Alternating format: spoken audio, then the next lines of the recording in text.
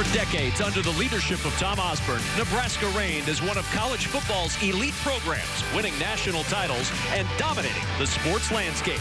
Today, the Huskers reach back to that storied past, looking to regain their national prominence. The Scott Frost era begins on BTN.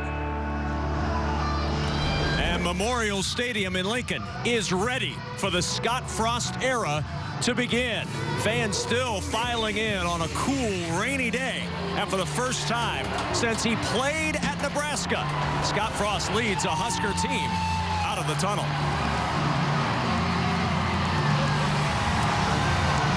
The former Husker quarterback with his first Husker team trying to regain some of those past moments and write a new chapter in the annals of Nebraska history.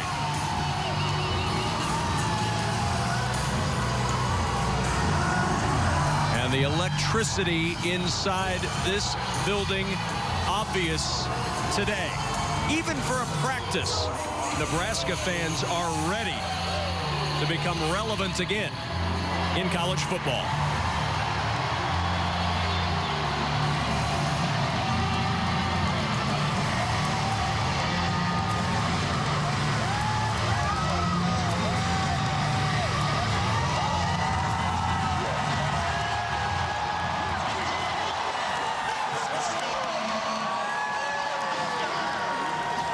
A sight Nebraska fans have hoped for a long time. Scott Frost leads the Huskers out of the tunnel and in to the 2018 season. Spring football about to close for Nebraska, but a new era opening up. BTN is on hand to chronicle the end of the first spring for Scott Frost and the Huskers as 2018 season beckons ever closer. The red and the white closing out spring today. Hi again, everybody, alongside former Husker running back and current Detroit Lion running back Amir Abdullah. I'm Kevin Kugler, and I know I watched you during that tunnel walk. Little excitement for the former Husker running back and a lot of excitement in this building. Definitely. The energy in this building today is like none other. I've never seen it like this for a spring game. It's going to be exciting. The fans are looking forward for the team to turn a new page. Scott Frost is here. Scott Frost era is beginning today. And the offense changes under Scott Frost. We're going to see a lot of vanilla plays today, but what we are going to see that will resemble the fall is tempo in this offense. Definitely. They have a very strong receiver core coming back. I know Scott Frost is excited about that, getting those gadget guys in space. Seeing those guys complement that fast-paced offense is going to be exciting today. Oh, this is going to be a lot of fun as we get this one started. The red-white game coming up next on BTN. Back in the capital city of Lincoln, Nebraska, the third member of our crew, Damon Benning, moments ago caught up with the head coach, Scott Frost. You'll see these fans for the first time since your playing days. What did you tell your players about how special this feeling could be and what it should mean to them under your guys' tutelage? No, I think the guys know how special the fan base is here. We have this thing sold out for a spring game. It's the first time it's ever happened. But I want them to understand that when they come out and play in front of this group, that we have some pride and we have some things that we need to take care of, being physical, playing the right way. Playing in front of this crowd needs to mean something to them. All right, before we let you go, Coach, what are you looking for today to let you know that you guys are on the right track? Hey, we've taken the first few steps on a long journey. Looking for some guys to make some plays and hope we'll get off the field healthy. All right, welcome back, Coach. Best wishes to you. Thanks, David. All right, we are ready to get this one started. We're not going to kick it off. We're just going to start from the 20-yard line. The red with Tristan Gebbia at quarterback to start off. Quarterbacks all in green jerseys today. They are not live, so no quarterback is going to the ground unless something wrong happens. As Gebbia on the first play going up top, and the catch for Javon McQuitty. And the first play of the Scott Frost era, a deep toss to the freshman Javon McQuitty. Yeah, Kevin, talking to Scott Frost yesterday, he really exuded how excited he was about this receiver corps, so not surprised. But it's coming back. Illegal formation against the offense, and so it will walk back 5, and the penalty takes away a big play. But it doesn't take away what people expect to see from Javon McQuitty. This is a young wide receiver who was beset with injuries, had a shoulder injury when he came in last January, then missed last year with a knee injury. Coaches really like what he did. They said yesterday to us that he really turned a corner late in this spring. Definitely. He's been putting in the work, according to the coaches. And the first carry for Mikhail Wilbon. And Wilbon brought down at the 26-yard line. Will Honus and DeAndre Thomas there on the tackle. First half, standard clock, standard rules as you would watch in any college football game. Second half, there'll be a running clock except for the last 5 minutes of the game. You can see this tempo starting up really early. Gebbia over the middle finds Mike Williams, another newcomer, and Williams fighting for yardage out to the 32-yard line. Short of the first down by about 2.5 yards, and there's that tempo again that you talk about, Amir, right up to the line, no huddle, look to the sideline for the play call. I think the tempo will be faster when the season hits as well. These guys are still learning, so as Scott Frost said to Damon, and he told us yesterday, this is just one step. Of course, when it comes to a lot of more game planning and specifics, they're going to ramp this thing up a lot more. On 3rd and 2, Gebbia will keep, and he shows his wheels, and Gebbia working his way down the sideline. They'll say he was touched up at the 41. It'll be a first down. Well, Damon Benning is with us on the sidelines, and Damon, perhaps an early statement from Tristan Gebbia saying, I know people don't think I can run, but I can run on this play. Yeah, absolutely. We remember Coach Frost talking yesterday where you don't have to be a 4-3, 4-4 guy, but you do have to be able to make teams play 11 on 11, and you're seeing right away with this tempo, it's the signaling that has been the issue, not really what they want to run. It's making sure that everybody's on the same page. So 2 things early on that he really spent some time talking to us about yesterday. Well, that's something we'll keep an eye on throughout this day. Of course, Tristan Gebbia, one of the 3 quarterbacks that are in the mix, along with Adrian Martinez and Andrew Bunch. Noah Vedral, the 4th quarterback, barring an NCAA waiver, not going to be able to play this season. The transfer from Central Florida is Jack Stoll with the catch at a first down. It's good to see this white defense swarming right now. Tackling was a big issue for this team last year. To see these guys corralling to the ball is very encouraging for these coaches, I'm sure.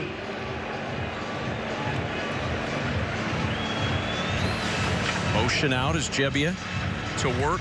Quick toss to the sideline. Javon McQuitty with the catch, and McQuitty to the 45. One note we should mention as we look at wide receivers, Amir, no Stanley Morgan today. He's been battling this virus that has swept through the team, and no J.D. Spielman either today. Both guys ill and unable to play, so the top 2 receivers for this squad are not going to be playing in this spring game, as Mikhail Wilbon with a nice run up to the 33-yard line. Yes, talking to Coach Frost, the receiver core is definitely a very deep position for them, not an area of concern. You see Mikhail Wilbon powering through a couple tackles himself. Wilbon again trying to find some running room, stumbles down at the line of scrimmage. And Damon, when we talk about no Morgan and no Spielman, you get a chance to see some other guys play in this spring game, but this does appear to be a position of strength for Nebraska going into the fall.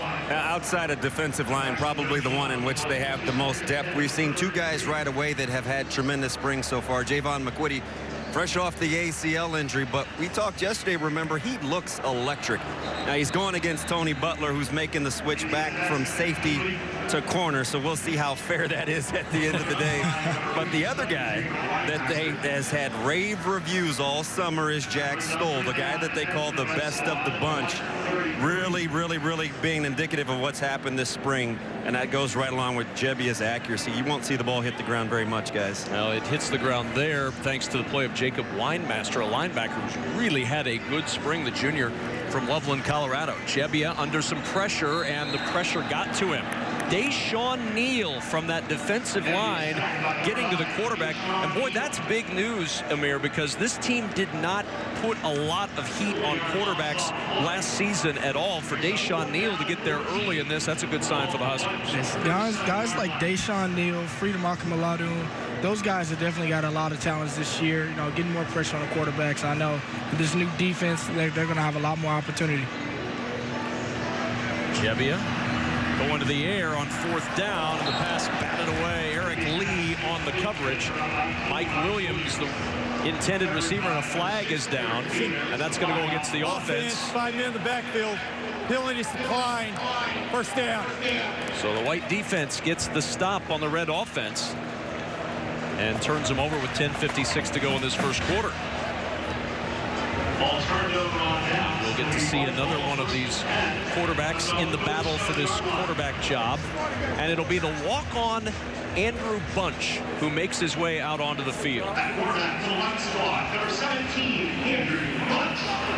And Andrew Bunch, Damon Benning, is a guy that's gotten a lot of talk, and Scott Frost has had his eyes opened a little bit by what he's seen from Andrew Bunch in camp. Yeah, no pun intended, but he may very well have been the best of the bunch. By far the most efficient. And this will be interesting because he doesn't have what I think people would call the top offensive line that he's working with, but he has the best command of the offense. So we'll see if it's a command can take precedent over necessarily what you call talent. He's going against a really, really good defensive bunch. Keep an eye on the 2 single digits in the middle with Dedrick Young and Muhammad Berry, guys that they have said stood out amongst a very deep crew at inside linebacker. See Aaron Williams limping off the field there. Bunch with good protection and over the middle, complete at the 46-yard line. Good catch made by one of his veteran receivers, Connor Young, who makes the grab. Andrew Bunch said he's comfortable with the up-tempo. He ran it in high school out of Thompson Station, Tennessee. His dad, David, was a walk-on wide receiver here in the 80s. And a little bit of running room, closes quickly. Divino Zigbo trying to find some room. And he pushes the pile out to the 48-yard line. They're the returning starters on the offensive side for Nebraska. No Cole Conrad. He is out this spring with an injury. Tanner Farmer, Gerald Foster, and Brendan Hymas along that offensive line. Stanley Morgan not playing today. He's been hit by this virus that has seemed to go through this team over the last week. It's had several guys ill over the course of the week. Returning a lot of guys on the offensive line, I think, will be key. You know, with a lot of these young quarterbacks, they need a lot of protection to, go through their reads quickly. That's going to be really important. There's David Engelhop. Another one of those tight ends in a tight end battle that's Damon Benning is going to be a very interesting position because Scott Frost used the tight ends an awful lot last year at Central Florida. 55 catches, almost 900 yards at the position. Right, and versatility is going to be the key, right? Because they can use them as an inline tight end in a traditional role, or you can flex out and play the hybrid. The way that he utilizes them makes it really hard to match up if you're a personnel grouping guy. You'll see 2 guys that look like tight ends enter the huddle, and you maybe think big package as a defensive coordinator, yet you'll see them line up in the slot and be a part of RPO. So just part of the headache and the confusion that the tempo can add. That's that tight end position. On 3rd down and 2 at the 45. Ozigbo again bouncing off the Muhammad Berry tackle, and Ozigbo powers his way for the first down. And Amir, you and I were talking before the game. You're a big Divino Ozigbo fan. I'm a real big Divino Ozigbo fan. I think he's finally understanding that he's a big back. He's a guy who can run behind his pads and really be effective between the tackles. He's transformed his body this offseason, got his lower body a lot stronger. So I look to see Nebraska using him in a lot of those tight quarter situations. This I-back battle, if you can still call it an I-back after all these years in Nebraska, this I-back battle is going to be a very interesting one going into the fall. Another carry for Ozigbo, and he powers his way to the 35. And Damon Benning, we've not even seen yet Jalen Bradley and or Greg Bell in front of this big crowd. But Greg Bell's certainly a guy that I-back spot figures to have a role for this year. Yeah, you ask my opinion, I think he's the most dynamic of the bunch. He's got a little Le'Veon Bell to his game where he can lazy leg you, he can dead foot you, he can change planes. He's got a different gear, but the competition will reign supreme because I think the biggest deal will be your versatility. You have to be able to do multiple things in this offense. As we take a look at Bunch with a great read, right? He sees the 3-on-2 out here and goes to the wide guy. It's one of those deals, Kevin and Amir, where I just got the sense all spring that his command would supersede the talent level because he knows more than everybody else, and he's very comfortable doing it. And this is what a lot of people would call the top unit, or closer to the top unit defensively, that he's chopping up right now. Todd Honus, the wide receiver who made that catch at the 23-yard line on 1st down. Here's Jalen Bradley with a flag down, and Bradley down near the 16-yard line. Bradley's definitely a wild card. He's a guy who can make a lot of people miss in space. He has some suddenness to him. I just really want to see him hit the hold a lot quicker. He has quick feet, but sometimes he's a little hesitant, and that's not what you want to see in backs when you get into Big Ten play. Does that come from experience? How do you get that ability to hit that hole quicker? Just confidence. Offside. Film Defense. study, understanding what's going on before it may happen. Jalen Bradley, whose top choices out of high school were Nebraska and Central Florida, he loves this offense. He said it's nearly identical in a lot of ways to what he ran as an offense at Bellevue West High School. So he should feel very comfortable in this offense. Bunch has Bradley to his right and Honus to his left. And a timeout's going to be used by the White offense. 7:01 remaining in the first quarter. Now Scott Frost in his first spring game back as head coach. Of course, his mentor, longtime head coach Tom Osborne. And just a few moments ago, Damon had the chance to catch up with not only Scott's former head coach, but his former head coach, Tom Osborne. Coach, in what may be a chapter in Nebraska football history that's kind of fairy tale-ish, this one is real. You're back involved.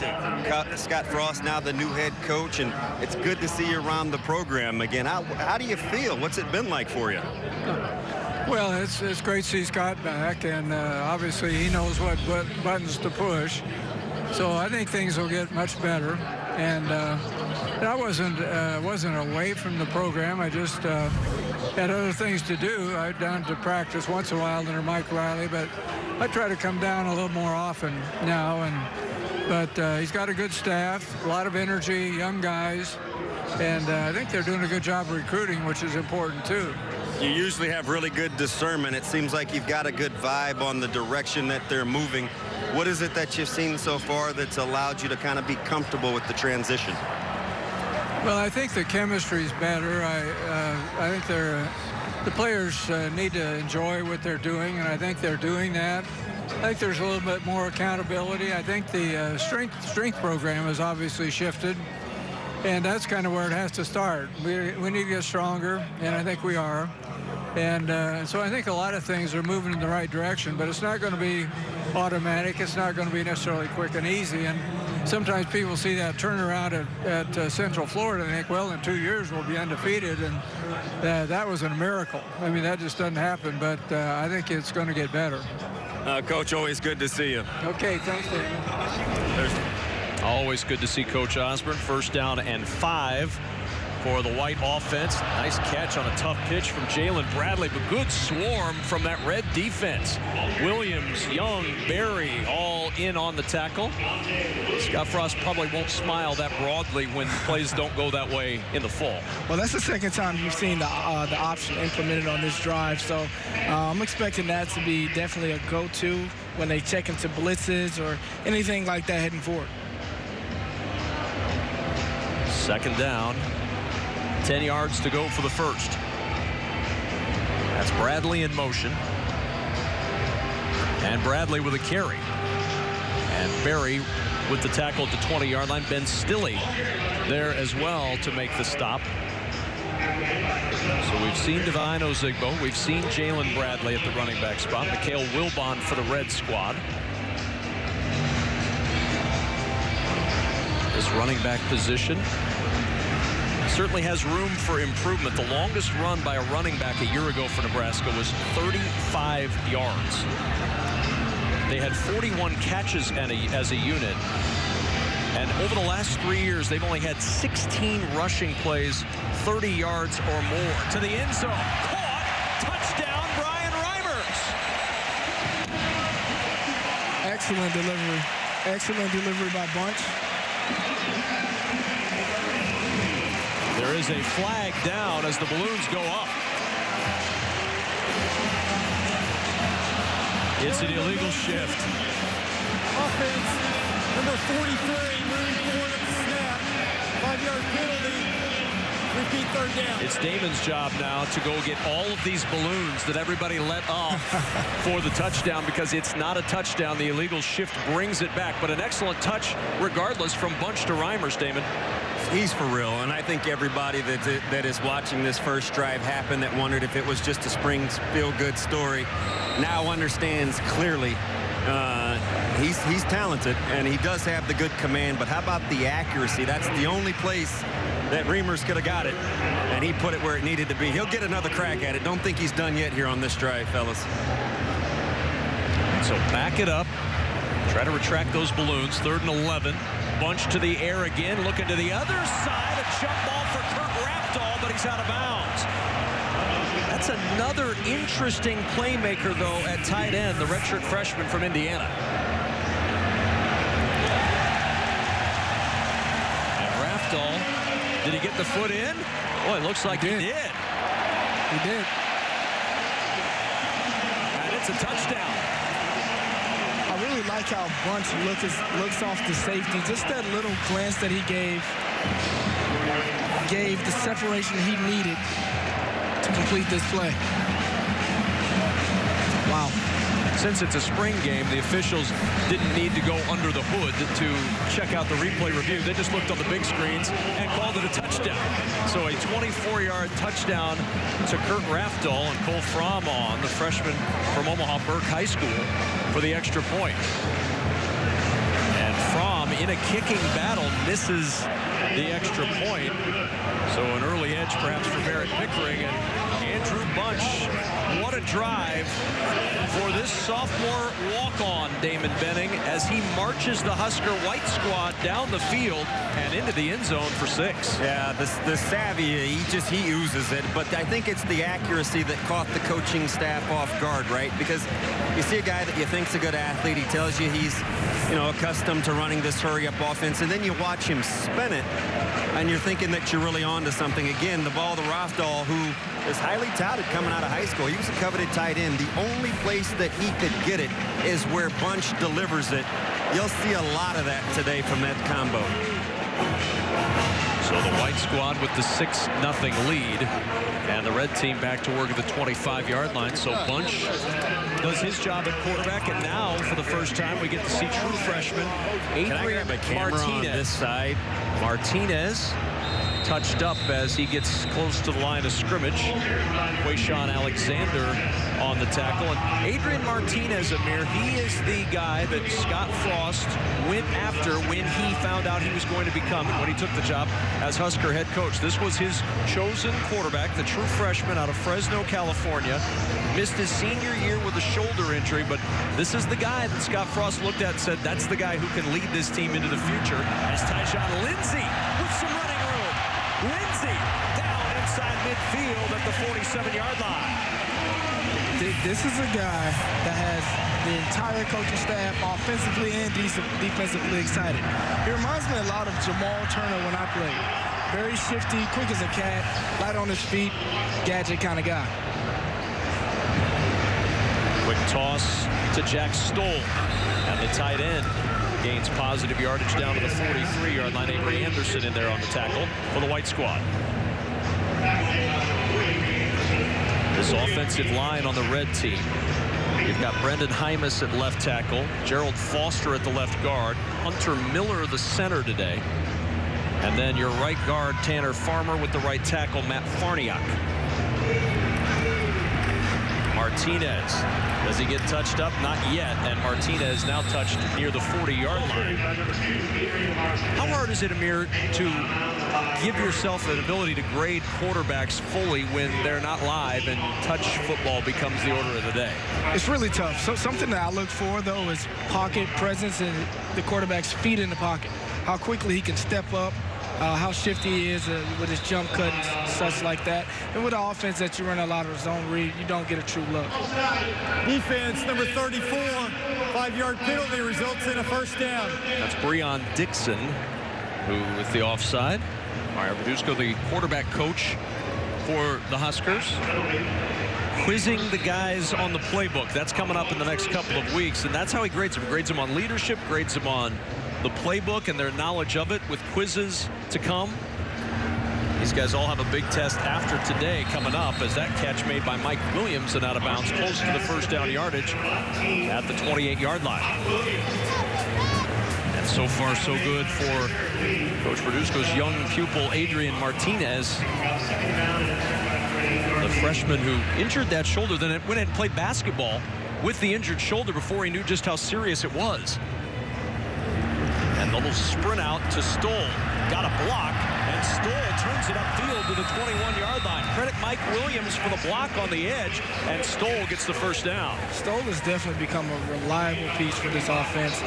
Back in the days we used to play, we had guys like Kyler Reed, Ben Cotton, who were reliable targets down the middle. I see him having another productive year this year. Well, and that blocking from wide receivers, that's something that Troy Walters, the offensive coordinator, wide receiver coach, really stresses. They keep a chart of blocking points in the wide receiver room. First carry for Greg Bell. And Bell with a stop and start out to the 15-yard line. There's that suddenness that Damon spoke about earlier. Quick gear, kind of hesitant, just like Le'Veon Bell. Jumped to the side, saw the hole, hit it fast. That's a pretty heavy comparison to have with Le'Veon Bell if you're Greg Bell, because I don't know there's anybody in football that does a better job, no offense to you, in the stop and start than Le'Veon Bell. Le'Veon Bell is incredible. Definitely. Martinez showing his running ability, and Martinez into the end zone. Was he touched? He's celebrating. He is in for the touchdown.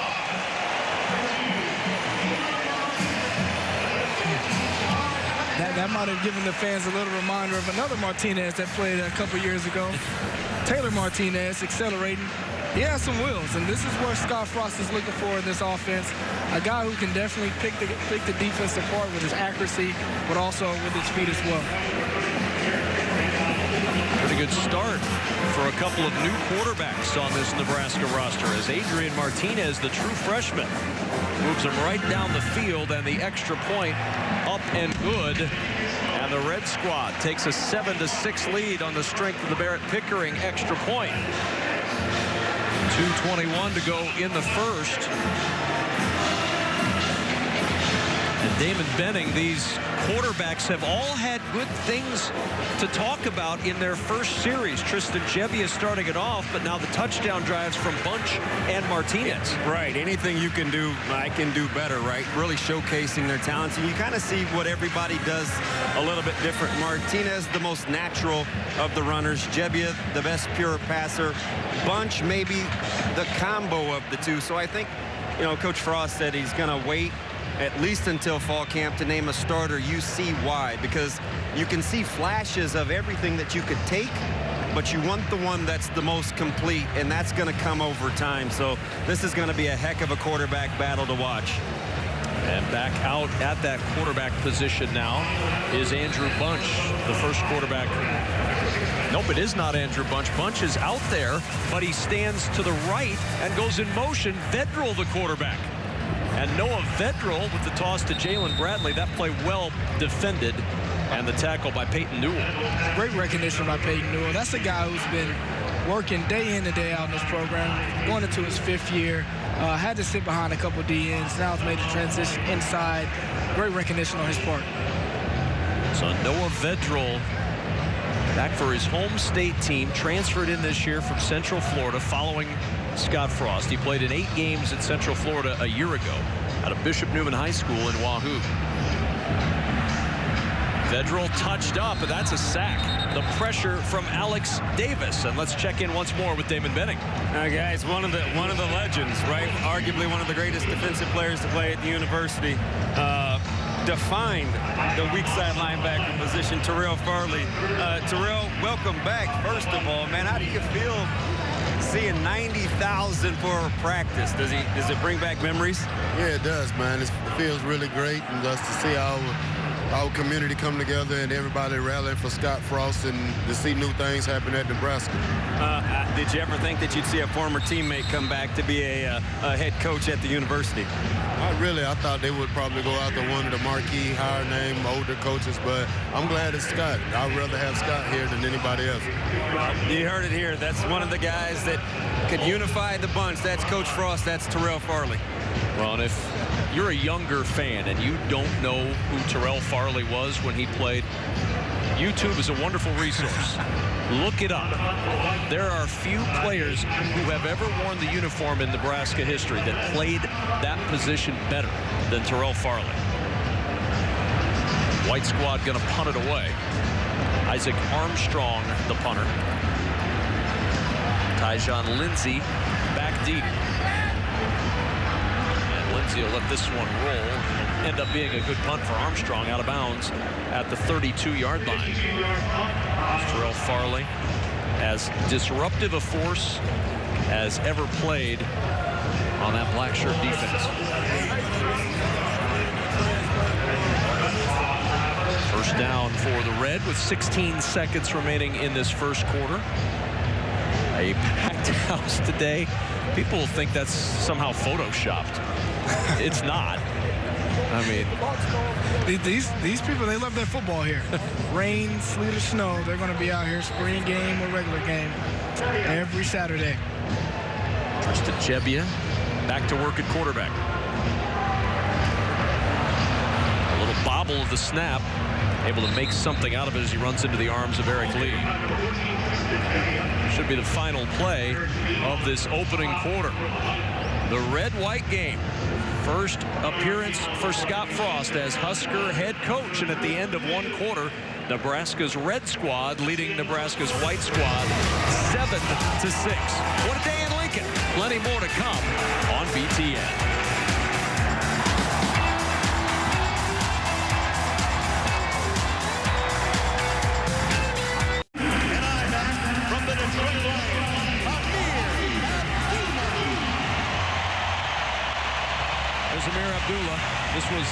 This was planned. I mean, we wanted to have Amir wave to the crowd. Now, they're honoring a lot of the current Huskers playing in the National Football League. Amir last on the list, but certainly not last in the hearts of Husker fans up here in the booth with me. So got the chance to get a nice ovation from a big crowd one more time at Memorial Stadium. And plenty to cheer about with the terrific career of Amir Abdullah. And every time I watch these highlights, and we watched these before the game too, Amir, I think you were really good in the offense that you were running in then. I got to imagine you'd really enjoy this offense that Scott Frost is trying to install at Nebraska. Man, if I could just get 1 year just to play with this guy right here. But no, he definitely, he's instilling a great offense. I think a lot of these backs are going to complement it well.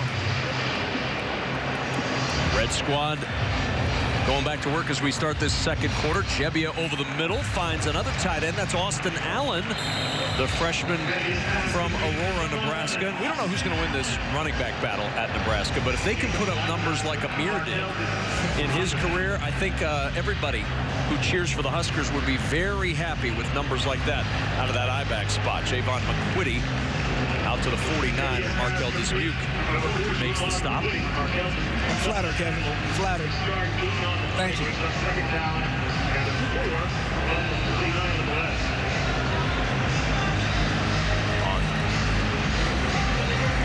Give over the left side. Nice cut. And good yardage for Wyatt Mazur. Mazur gets the first down. Definitely. Great open field move. I think this zone read offense they're putting in is definitely going to be a big advantage for Nebraska heading forward. A lot of misdirection. You see a lot of quick play fake, get the ball in their hands. Sometimes they hand it, sometimes they don't. That run-pass option is going to be a huge advantage for them moving forward. Tempo really rolling today on BTN. The Nittany Lions take the field in Happy Valley for their blue-white game. Don't miss live coverage of Penn State spring football today, 3 Eastern, right here on BTN, streaming live on BTN To Go and Fox Sports Go. On 2nd and 4, Gebbia to Lindsey. There it is again. And Lindsey to the sideline, close to the first down. You see a lot of motioning in this offense. It's going to make them have to be a lot more precise. A lot of guys got to line up quick with that tempo, being that they're doing a lot of motioning, but it's going to be effective if they can get it down.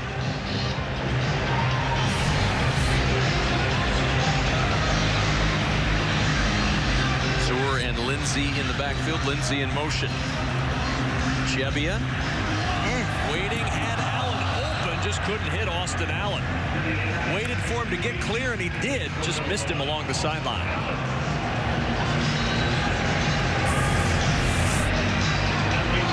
There's that run pass option again. You see Lindsey going in motion, fake it to him, had the wheel route, just couldn't execute. So 2nd down and 10 for the Red at the white 34.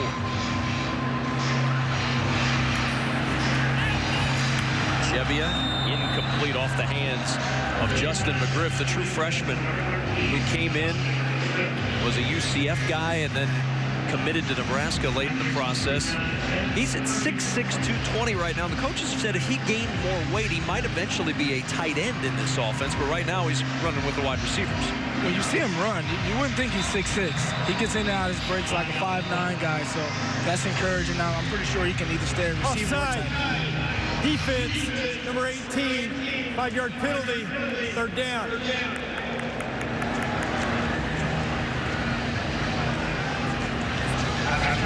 Third down and 5.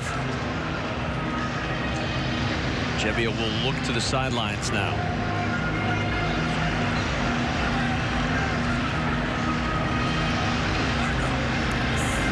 And on 3rd down, the pitch to Missoula. Good defense, and there's Will Honus who makes the tackle. And David, let's talk linebackers a little bit, because Will Honus is a name that we not only heard a lot in the recruiting process, but heard a lot from coaches when we talked with them yesterday. Will Honus figures into that inside linebacker rotation pretty early, doesn't he? Yeah, he does. He's a guy that you roll the tape, you watch him at the junior college level. He was the classic runner hitter, right? And the coaches, what they wanted to see today was him really turn it loose. See, there was a little bit of that paralysis by analysis, because when he gets to where he's going, it's usually with bad intentions. And you saw him flash right there. He's playing along some guys that are in that same vein, right? With Deshaun Neal, who they like, who said has shown flashes. They think the light switch may have come on. And in the transfer from Ole Miss, that they're still awaiting the ruling on Breon Dixon, who they just brought on the blitz. Guys that need to step up and develop in the program to help continue to add defensive depth, because as we heard yesterday, they're a little bit behind on that side of the ball in terms of scholarship distribution. Yeah, the defensive line is the strength of that defense. Mike Dawson, the defensive line coach, says it's as deep as he's been coaching at any position since he's been coaching. They need some help behind that defensive line as Divino Zigbo carrying the football across the 40-yard line. We've seen some good work from the senior Divino Zigbo. Carlos Davis out there on the stop. Zigbo has a deceptive step to him. He's a big guy, so I don't think he can really run that fast. But when he gets moving, he's really humming.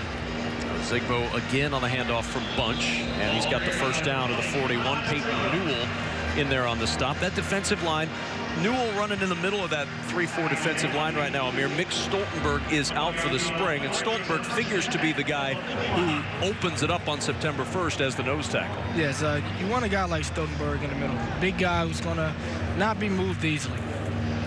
On first down, Bunch to the air, and the catch made by Ozigbo. Good open field tackle by Dedrick Young. How would you assess the tackling early in this? Because as you mentioned earlier, Amir, tackling was a huge problem for Nebraska last year. I'm impressed. You know, I've seen a lot of impressive open field tackles, and if they do miss one, Steve, I got another really good guy, former. Second down and 8 at the 43. Just as the rush gets there, Bunch gets rid of it, and the pass incomplete brings up third down. Tackling definitely is an area that is a point of emphasis for Nebraska this year. A lot of missed tackles last year that led to bigger plays than they needed. So gang tackling is definitely the MO for this team. Talking with defensive coordinator Eric Chenander yesterday, and he said, we went live more in this spring than any spring that I can remember with Coach Frost at any point. He said, we want to see who can play when the lights go on, but we went live more to work on some of those areas like tackling. You're a creature of habit, so the more you do things, the better off you're going to be. On third down and 8. Bunch in some trouble. He eludes the rush, throws on the run. Nice catch by Ozigbo. And Divine Ozigbo with a first down. Bunch bought time. Ozigbo with the pluck. And Damon Benning, good work all the way around, quarterback and running back. Yeah, see, that's what you get with him, right? With that, the art of the improv of him knowing where everybody is on the football field. He's got good poise in the pocket, and then he's able to know where his outlets and dump downs are. And then you get a chance to see Amir's guy, Divine Ozigbo, being a little multifaceted catching the football. Maybe Divine Ozigbo got a bad rap like Amir Abdullah did when everybody said, oh, Amir didn't catch the ball much at Nebraska, so we're not going to throw to him as often as we should in the National Football League. This is your chance to say right now, throw me the ball more. Let's go, Matthew Stafford. You said it, not me. You said it, not me.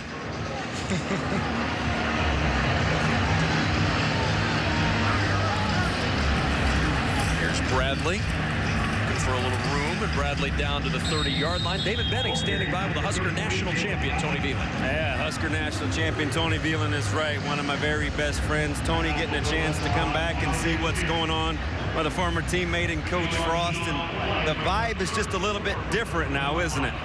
It's just a little bit different. There's a lot more excitement, which is good. This place is filled, which is awesome. I'm seeing some things on offense that we haven't seen generally in most spring games because it's generally kind of blah. So I'm pretty excited. It's going to be fun. It's going to be fun. You had a lot of versatility as a player. You came as a quarterback. You went to the NFL as a free safety. Coach Frost and his staff has talked a lot about getting top-notch athletes that are able to do multiple things. Do you like the way that the game is changing in terms of almost the positionless player? I do like that. I do like that. Honestly, I feel like that's what made us a very strong team because you brought players out there who made plays. And if they didn't make plays at their position, you put them at a different position and they still made plays. So if they can get those types of players here and get the leadership going, I think we've got a good chance to be good. Guys, one of the best in the business in the Class Act, my man Tony Veland. All right, David, thanks very much. Saw a nice run there from Jalen Bradley where it looked like he did what you were asking him to do a little bit earlier, Amir, and that's get to the hole and then explode through it. Very decisive, but Mohamed Barrett exploded through him right after he got upfield. So good play offensively and defensively there. Bradley down to the 9-yard line as this white squad tries to grab the lead here. Trailing 7-6. 9 minutes remaining in the first half. Just seeing Bunch conduct these drives is really encouraging. He plays with so much poise and confidence. I know these coaches just love seeing what he's doing right now. Ball popped out, but they're going to rule him down. Good penetration by Peyton Newell and then Colin Miller, who's had a really consistent spring. That was one of the guys that Eric Chenander brought up yesterday, and we were talking about these linebackers with him, and he said, you know, Tyron Ferguson, very consistent at linebacker. Colin Miller as well, another one who's had a really good spring at that linebacker spot. Yeah, the linebacker spot may be the position group that has the most improved on this defense. These guys are supposed to be the leaders, the guys hitting the tackling bunch. They want to see a big spike in improvement in that group this year, and having guys like that making plays out here today is definitely going to be encouraging for these coaches. 3rd and 8 from the 12. Bunch on the roll. Bunch tried to throw it back across his body, looking for Kurt Rafdal as he got to the sideline, but Reedon Akinmaladun was hot on his heels, and either it was Akinmaladun or the sideline, but he had to get rid of it somehow, and the field goal unit on. And on comes Cole Fromm, who missed an extra point earlier. The freshman out of Omaha Burke, whose cousin kicked at Nebraska. Dale Klein, one of the all-time greats from a Nebraska kicking standpoint, still holds the NCAA record with 7 field goals in one game. Does Dale Klein. Cole Fromm looking for his first in a Husker uniform, this in the spring game. And Fromm able to put that one through and give the white squad the lead, 9-7. The 30-yard field goal makes it a 9-7 advantage for the white. 8:01 remaining in this first half, and my goodness, what a day in Lincoln, Nebraska. The State Farm State of Success, and a crowd today that puts Nebraska in the top 10 all-time across college football. 86,818 on hand here today for the spring game. This thing sold out, Amir, in a day and a half. A little bit of excitement coming off a 4-8 season for Scott Frost to return, and 86,818 piling in to watch a practice. And this isn't even, as in springs past, the last practice, because Scott Frost and his team are going to be back out on the field on Monday to cap spring with one more practice. He said we were just initially going to give him some instructions as to what we wanted him to do in the summer. He says it was yesterday. Now we're going out for a full practice. Yeah, just seeing the energy that Scott Frost is bringing to the stadium is refreshing for our alumni. I'm sure for all the fans here today, it's special to see. Well, certainly Nebraska fans remember the end of the career of Scott Frost very fondly when the Huskers won a national championship with Tom Osborne in his final year. But Scott Frost transferred back home from Stanford, sat out in 1995 and 96. An up-and-down year for the Huskers. They cap it in the Orange Bowl, where Damon Benning was the Orange Bowl MVP.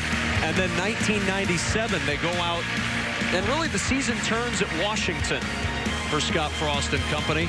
They move on through there. Of course, the scare at Missouri, the miracle at Missouri on the deflected kick into the arms of the freshman at the time, Matt Davison. And Scott Frost and the Huskers win the national title that year, a share of it with Michigan.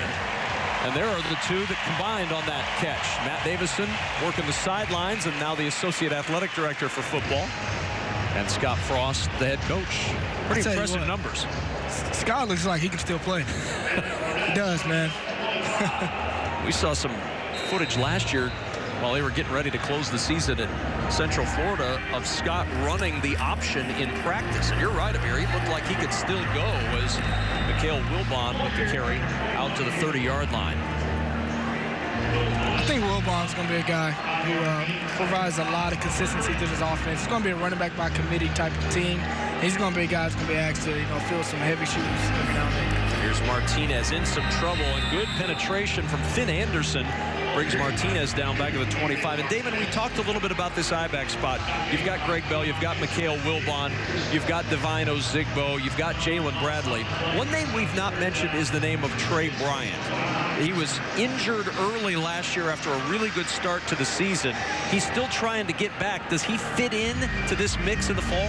Well, I think, we heard Coach Frost tell us when healthy and you watch the film, one of the few guys they went back and wanted to study, right? Because they really didn't want any preconceived notion, but Trey Bryant was a guy that a lot of people had respect for. They said, let me go back and watch this guy, and really impressed. Even said things like when he was healthy, he was one of the best out there. So this process that he's going through now is almost like kind of an arthritic knee, has been tough to watch unfold. He started a little bit of the straight line running a couple of weeks ago as he's continuing to try to build up speed. I'm cautiously optimistic, but I think he's still a ways away from being to contribute just based on seeing him up close these last 3 or 4 weeks. All right, David, thanks very much. Tyjon Lindsey on the sideline with the catch.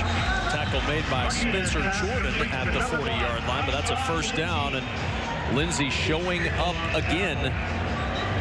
He had Oregon on his list coming out of high school, Amir, and then Scott Frost left Oregon, so he kind of backed away from that. But one of his mentors is former Oregon Duck and current Kansas City Chief DeAnthony Thomas.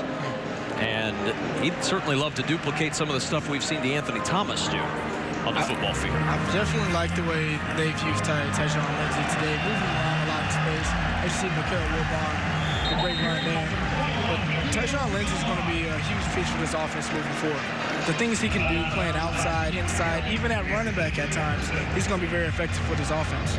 Of course, again, no Stanley Morgan today, no J.D. Spielman today. So the top two receivers from a year ago who figured a factor large in this offense in the fall, not out there today as Wilbon tries the sweep to the outside. Didn't have a lot of running room, and Breon Dixon there to close the door very quickly along with Guy Thomas. There you see again, though, this defense is swarming around. They're playing with a lot more confidence, and the speed of the defense is something that these coaches on the defense side of the ball have been emphasizing. Getting to the ball with a sense of urgency. First guy made contact, and the Cavalry's coming next. Martinez with pressure up the middle from Honus, and Martinez will duck out of bounds at the 42, David. Getting a really good look at Coach Rude watching from the white sidelines, watching these linebackers play. And we heard Coach Chenander say yesterday about this linebacking core under Coach Rude's tutelage. He doesn't want them tentative, coming to balance, chopping your feet on the tackle. When you miss to your leverage, let the rest of the dogs go hunt. And you've kind of seen that on this series, especially between guys like Honus, Winemaster, and Breon Dixon. And as I say that, they get gashed up the middle, but that's the good eye deception from Martinez, holding Winemaster in play. That's good eye manipulation. But back to the downhill kind of style of these linebackers, they want to see more of that because, again, like you said earlier, Kevin, they like the depth of their D-line.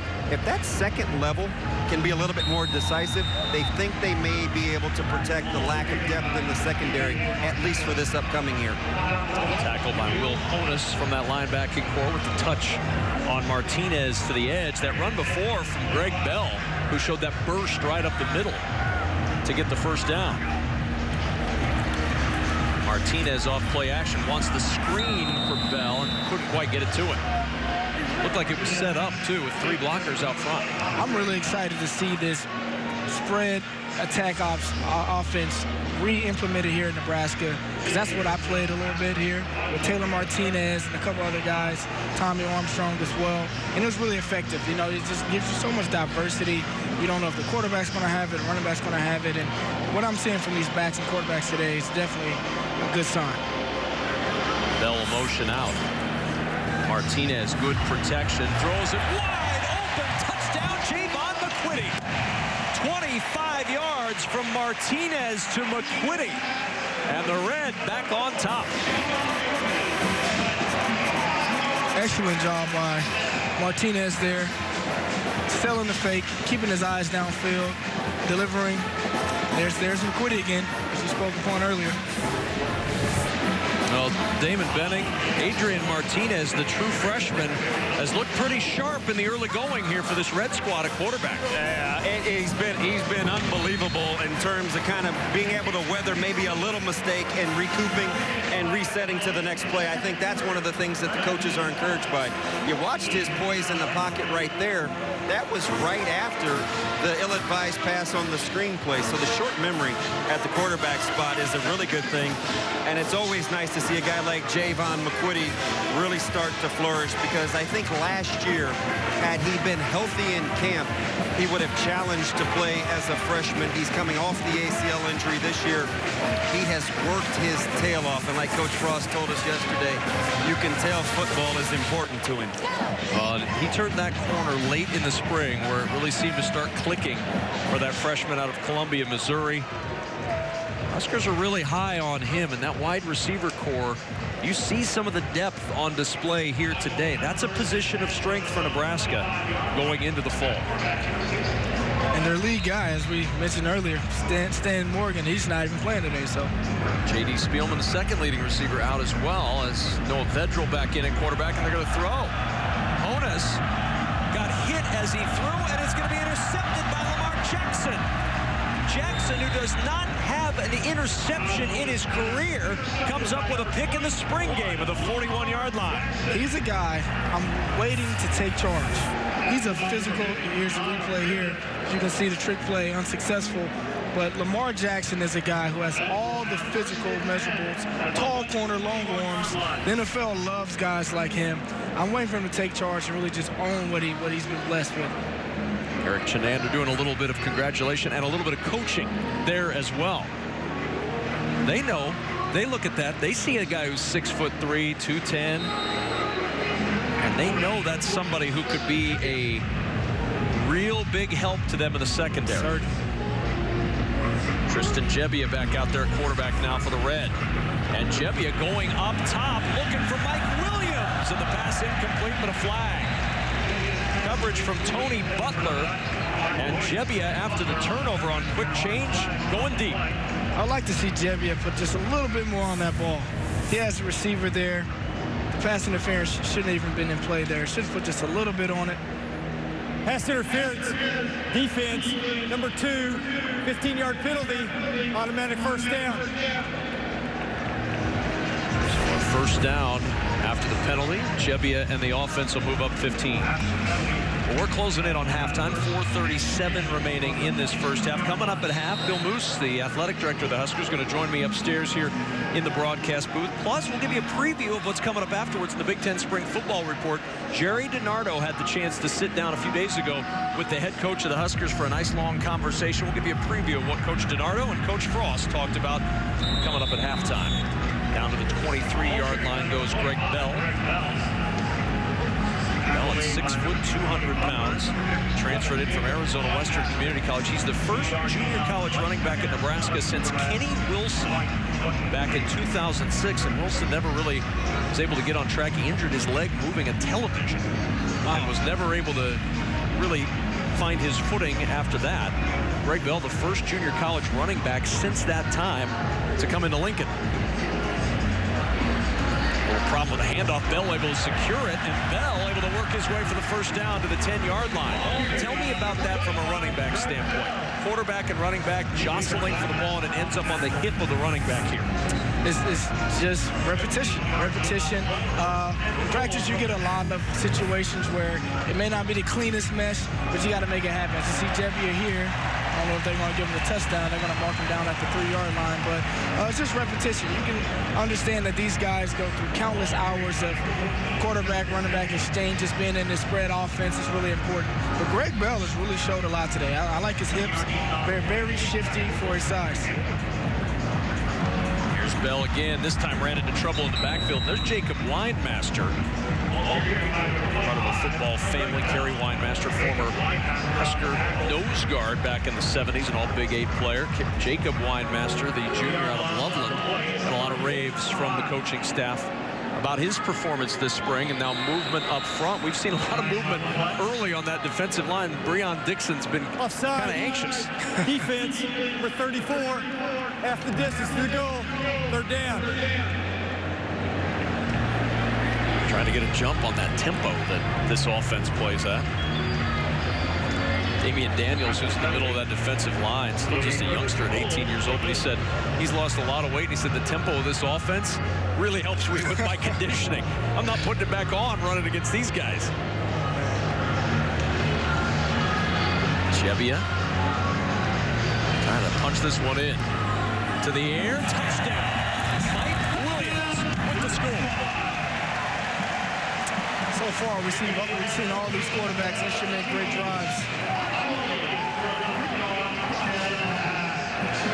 It has been a very solid performance across the board for all these quarterbacks. Good throw from Jebbia here, Amir. That's what he does well. He's a much better intermediate passer than he is with the deep ball. But in this style of offense, that's what these quarterbacks are going to be called upon to do more often than to throw the deep ball.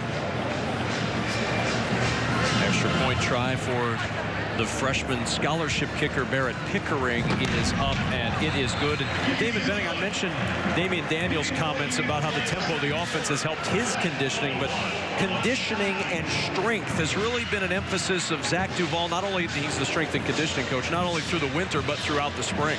Yeah, it's the prevailing theme, isn't it? Outside of kind of the unity and familyness together, it has been strength and conditioning. I think it's an interesting concept that they're employing. We've seen both on the offensive side and the defensive side. They went full concept through the whole kitchen sink at the guys, and we'll worry about game day adjustments later. Thought the physical part of it would catch up over the summer. They were very confident not to scale back any concepts offensively or defensively. And having said that, they're trusting full well, as Coach Frost told us, the most important guy on his staff is Zach Duval, that he'll take care of them in the summer where guys can understand what it means to run all day and to be able to play 90 to 100 snaps. It's going to be quite the learning process. Well, and David, I know you're on the sidelines, so you don't have a monitor, but as you were talking, we were looking at Zach Duval on the sidelines, and I don't know about you, Damon, or Amir, but I look at Zach Duval, I'm not going to question anything that guy says. Yeah, I tell you, the first time I talked to him, I stopped down in the weight room, and he had on black cowboy boots and a black button-down shirt, and he was a little revved on high, so I talked quickly, as I didn't want to catch any parts of the heels of those boots. Good play by Ben Stilley along the defensive line, moving to the end position this year. And that's another guy that Chenander talked at length about yesterday as far as Ben Stilley was concerned, David. He thinks he's a guy with a future, his hand on the ground. Yeah, that was a great conversation, wasn't it? Because I think coming out of high school, we had the discussions in the media and even with the former staff. You know, how did you decide between 2-point and 3-point? And Coach Frost and Coach Chenander said, listen, as he did what we wanted him to do in terms of the weight room, we knew that he was going to be a guy that was going to grow, and we were going to let God do the rest. And when he said that, he said, listen, your hand in the dirt is going to give you the best chance to have success. And they're pretty excited about him as well. Alex Davis with the interception here as Vedral off the back foot trying to get it out to Austin Rose, and Alex Davis with the pick. So the defense comes up with an interception, and That's an area, Amir, that Nebraska would really love to improve upon, the takeaway department. They had 12 takeaways last year, 9 interceptions as a team. Central Florida had 32 takeaways, 20 interceptions last year in their undefeated season. Yes, talking to Coach Frost yesterday, he said the number one thing he looks at when he's evaluating the quarterback is taking care of the football. And Vedra right there is definitely not going to make him happy saying that. Tyjon Lindsey trying to reverse his field, and Lindsey getting positive yardage. I tell you, man, that guy, he's really light on his feet, quick as a cat, man. He reminds me a lot of Jamal Turner, man. This guy, I think, is definitely going to be instrumental to a lot of big wins for Nebraska this year. Jamal Turner was one of those guys that you always saw what he could do, but it was never able to happen in games. You had the opportunity to see him in practices more often than not, and I know he was a guy who took your breath away in practice. He's a guy I learned a lot from. You know, in practice, he would do things that just took your breath away. So here's Martinez, wide open into the end zone for the touchdown. It's an excellent play call. Excellent play call. Spread the defense out wide, get them thinking you're going to motion out, throw it out to Tyjon Lindsey, and let Martinez do the rest. We've seen some impressive play from the true freshman here, back to work after missing his senior season of high school with a shoulder injury. Good decision making, and the speed of Martinez has been evident. Yeah. On for the extra point, Barrett Pickering. And the kick is good, and the Red Squad starting to pull away. They take advantage of the Alex Davis interception and take it into the end zone behind the running of Adrian Martinez right here. Wide open in the middle, good blocking, good finish, and Martinez all smiles right now back on the football field and looking good early for Nebraska and Scott Frost. So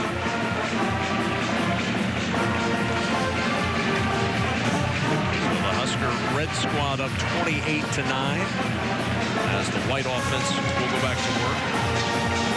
Damon mentioned something a moment ago about Eric Chenander, and it was one of the best quotes that I've seen from a coach anywhere, and he says, "I covet long and lean players, then let God and Zach Duvall take over." We were asking him, what do you need? What do you look for on a defense? What are you trying to recruit? He said, "I covet long and lean players, then let God and Zach Duvall take over." Pass incomplete, looking for Brandon Robbins was Andrew Bunch. Brings up 2nd and 10.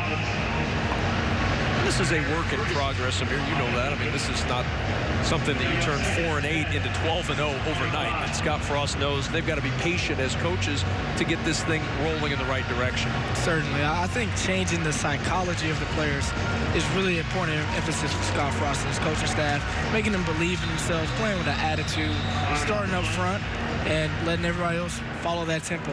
How do you get that confidence? Ball start. Just repetition. Offense. Repetition every day of the little things. Understanding how to disengage from blocks. Understanding how to tackle. Understanding catch, run, and finish. Those are the little things that Scott Frost, I think, is instilling with these guys this spring, and you guys are going to see more of that from the summer and the seasons coming forward.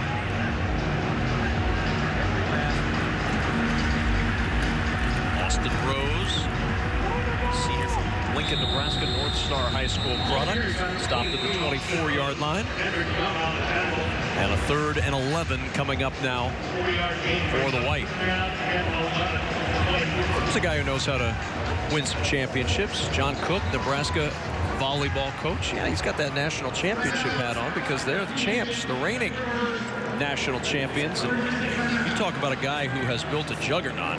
That Nebraska volleyball program, even way back in Amir Abdullah's days, was right there at the top, and they're of course the best in the world. He's definitely found the secret. I used to enjoy going to a lot of volleyball games during my tenure here at Nebraska. Those girls come out and they compete at a very high level every single time, and they've been a pride and joy of this university. John Cook knows a little bit about playing before big crowds like this. They're going to be honored, get their championship rings coming up at halftime. And one of the things that has happened over the years in Lincoln is they moved from the old NU Coliseum out to the Devaney Sports Center when Tom Osborne was the athletics director at Nebraska. They revamped the Devaney Sports Center, and it became volleyball's home. Much bigger crowds and an atmosphere that's been hard to beat as Honus makes the catch out to the 25-yard line. That was encouraging, seeing Lamar Jackson come up and make a big-time hit like that. He's a guy, like I spoke on earlier, who has a lot to prove, in my opinion. Being a physical force on the outside is something where I want to see him improve. Using those long arms, being more of a tackler, being a reliable corner out there.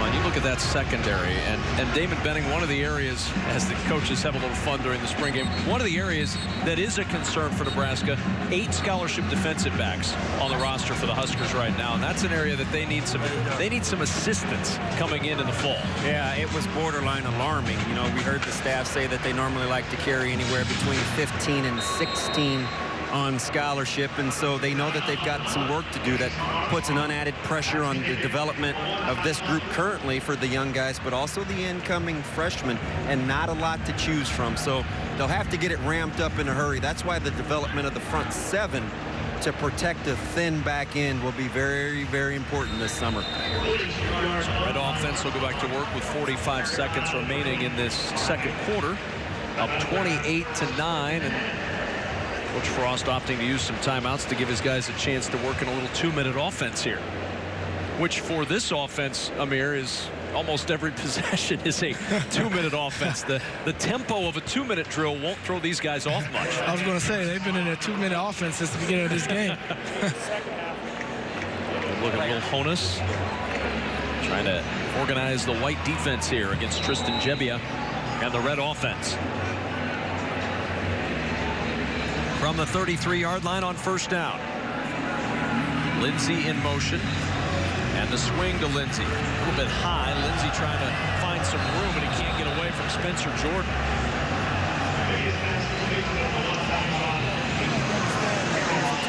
Even with the negative play there, you can see Lindsey just with the ability to make people miss in the phone booth. Correll with the stop for the white squad. Gebbia, pressure coming, and a sack from Deshaun Neal. That's his second. That's what they need. That's what they need. Third downs was a huge problem for Nebraska last year. Couldn't get off the field a lot of times, and that just comes from getting pressure internally and externally from the edge. And there's Deshaun Neal making his presence felt. And that is the end of the first half, and it ends on a sack. And Nebraska last year, Amir, only averaged 4 tackles for loss per game. They have 11 combined so far today. Now, a green jersey helps because the touch brings you down, but still a bit of an encouraging note if you're a Nebraska fan that there's a little bit more pressure in the backfield. It's a marathon, not a race. To see these guys improving today is definitely going to be encouraging for these coaches. 28-9, the red leading the white at halftime. There'll be a running clock in the second half until we get to the 5-minute mark of the fourth quarter, and then they'll go back to regular clock rules if they so choose. Let's check in downstairs. Damon Benning with offensive coordinator Troy Walters. Yeah, here with Coach Troy Walters. Coach, there's a lot to take in, and whether it's the emotion or your play. Where'd you start first with in your first spring? Well, it's exciting. To have all these fans here to support us is unreal. And for the guys to come out here and show the work that they've put in, it's an amazing feeling, amazing atmosphere, a good start to the season, and a good finish to the spring ball. All right, so what do you like that you've seen so far from both offensive units here? I feel like guys are competing, going up, making plays. You know, we got to eliminate the penalties, but it looks like execution is there. We just got to go out and continue to play in the second half and make plays and have fun doing it. All right, Coach, best wishes to you this season. Welcome. Thank you. All right, Damon, thanks very much. A quick timeout from Memorial Stadium in Lincoln with the red leading the white 28-9. When we return, Athletics Director Bill Moose will join me from the broadcast booth.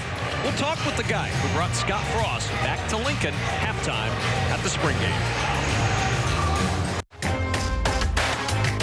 Back at a packed Memorial Stadium in Lincoln, halftime of the Nebraska spring game with the red leading the white 28-9. Later today on BTN, catch a Big Ten softball doubleheader as Purdue takes on Wisconsin, followed by Iowa against Illinois. Coverage beginning today at 5 Eastern right here on BTN and streaming live on BTN To Go and Fox Sports Go. Wonderful to be joined by the athletics director at the University of Nebraska, Bill Moose, who is experiencing his first spring game in his tenure at Nebraska.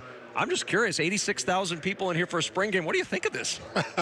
Well, it's amazing, and to see the passion and energy of the fans, and the fact that we sold it out in less than 24 hours really gives a real indication of what Nebraska football means to Nebraskans, and they're showing it today, and they're having a good time. There are a few places that would have this kind of energy on the heels of a 4-8 season, but new head coach Scott Frost has brought a lot of energy back. Why was he the best choice in your mind?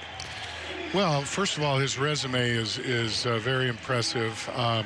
I thought he would have been a great choice a couple of years ago, but the fact that he proved it as being a head coach at Central Florida, and the great job he did turning around that program, really had the full package, and we weren't the only ones that were after him. I do feel we got the pick of the litter, and I think at last count he had 6 National Coach of the Year awards, and then you factor in the fact that he was here 20 years ago and coached the Huskers to a national championship, and Tom Osborne's last game. I mean, it's all the subplots were all right there, and it's exciting to have him back. And, you know, these fans, they love their own. You know that. And they take care of their own, and this is really taken, Kevin, what I think was a fractured fan base that was starting to become apathetic, back to what we're seeing today in a spring game. Now, there's no apathy here today at Memorial Stadium, and right now you hear the crowd behind us cheering and roaring. That's because your volleyball coach, John Cook, is out there, and his champions are getting their national championship rings right now. What a dynasty he has continued at Nebraska, where Terry Pettit built the program. Tremendous, and with the coaching job he did this past year, losing a couple of All-Americans that were seniors, his 2 head assistants who went on to Power 5 head coaching positions, and having to fill those spots, and then to bring that young team together, and the chemistry and all those things that are so important. And I feel so proud and fortunate that I got to witness that national championship in Kansas City. It was tremendous, and very proud of John and his team and his whole program. Bill, a very exciting day here at Memorial Stadium, and it's just a practice. We can't wait to see what it looks like on September 1st when the Scott Frost era officially opens for business against the Akron Zips. We'll be here, and that crowd will be too. It's going to be a lot of fun. Well, thanks so much for stopping by. My pleasure. Thank you. We'll step aside at Memorial Stadium. More to come. The Red leading the White at halftime of the Nebraska spring game.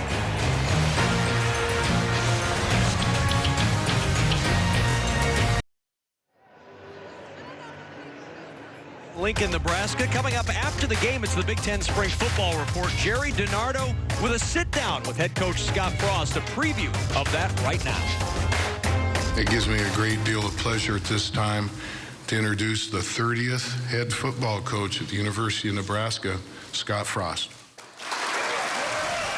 Why was this the right time for you to come back to be the head coach of Nebraska? You know, I think everything seemed to just come together, and the stars aligned to make this a perfect time to come back. The most important thing was leadership on campus and leadership in the athletic department office, and really like the people that are here. If you look back at Coach Osborne's success, it was the most physical team in the country. We took a bunch of kids, brought them in. Everybody practiced, everybody got reps. We put them in the best strength and conditioning program in the country, the best nutrition program in the country, the best academic support program in the country. Got everyone reps and developed the roster from the bottom to the top, and created a culture here that enabled us to have sustained success. And there's no reason that formula, or at least a lot of it, can't work here again. More of that conversation coming up on the Big Ten Spring Football Report after the game. Highlights and stats of the first half of the Red-White game coming up next on BTN.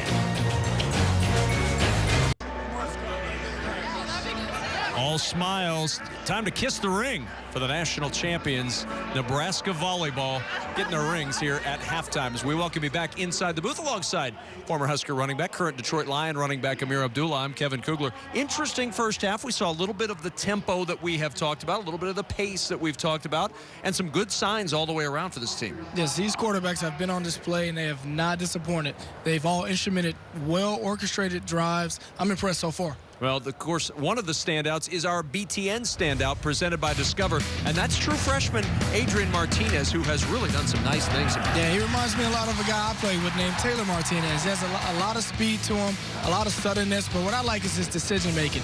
Knowing when to get the ball out of his hands, making the right decision almost every time today.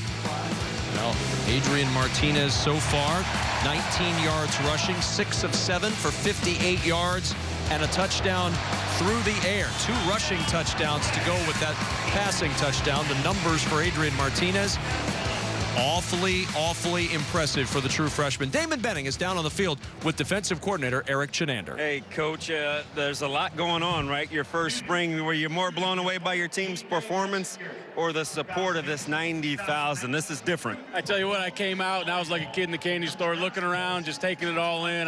Some of our guys that have never coached, in the Power 5 and something like that, I mean, it's just a thrill for all of us. It's unbelievable. These fans are awesome, best fans in America. Now I know why. I finally got to experience it. On the field, some good things, some bad things. I've been trying to watch the white team. I'm happy my team is winning right now, but some good things and some bad. You wanted some competitive balance, right, when folks looked at the roster, especially defensively. Are you pleased with kind of what your assessment was, practice versus what you've seen so far? Yeah, I think so. I think a couple guys are kind of starting to separate themselves a little bit, and this game will give us a good, better evaluation. But I think the teams are split up fairly on defense, and right now one team's playing a little better. So we'll check out the film, but I think it's been good. All right, Coach. Best wishes to you in the second half. Thank you. Eric Chenander, defensive coordinator. His team up with a 28-9 lead. The red versus the white. Second half of the Nebraska spring game coming up on BTN.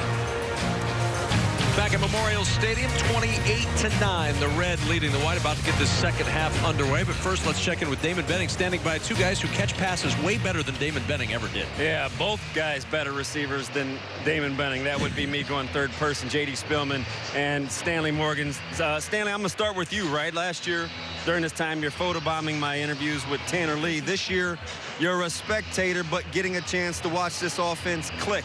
This is what you work for all spring. Tell me your initial thoughts. I'm loving the offense. I mean, you got guys catching deep balls every play. I mean, you got fast tempo. I'm loving it. JD, you're not up to par feeling the way you want to feel, but they say you could be a key cog in this offense, especially playing this next to this guy coming off the huge freshman season. How excited are you for part 2? I mean, I'm extremely excited. It's going to be a big deal being able to go out there, hopefully build off of, what we started last year, I just got to keep working, keep studying my film, keep picking up different parts of the game from all my teammates, putting it all together, and, just keep excelling. Stanley, JD, I played with Coach Frost. I know a lot what he's about when he talks about culture and leadership. Not an old guy, JD, this year too, Stan. You are an older guy. Talk to me about leadership as you have to have it without this team. It starts with Coach Frost. He spreads the leadership to us, and, as a leader, I spread it to the team, and JD's a young guy, but he can help, spread the leadership, and it goes a long way to, to gel. This offense need that. We need everybody in the right place at the right time. JD, I'll close with this. The fans know you've got to be patient. It's year 1 of a new offensive installation with a new staff. What do you think this offense is capable of based on what you've seen so far? I mean, so far, I think we're capable of doing, a lot of crazy things, Everyone's still kind of learning, but I feel like once it clicks in everybody, and once we get it rolling, I feel like, we can be something extremely special. Fellas, best wishes to you. Heal up. 2 of the best you'll see in the Big Ten Conference, J.D. Spillman and Stanley Morgan.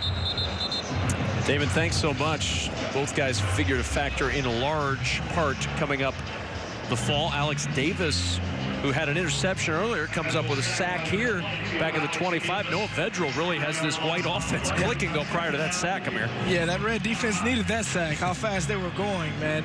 The half just started and they're already in the red zone, green zone. After the sack, Vedral to work again to the sideline, and Honus with a drop at the 20-yard line. Will Honus has been very involved, though, in this offense. Transfer out of Butler Community, or not Will Honus, rather, Todd Honus, the sophomore out of Aurora, Nebraska.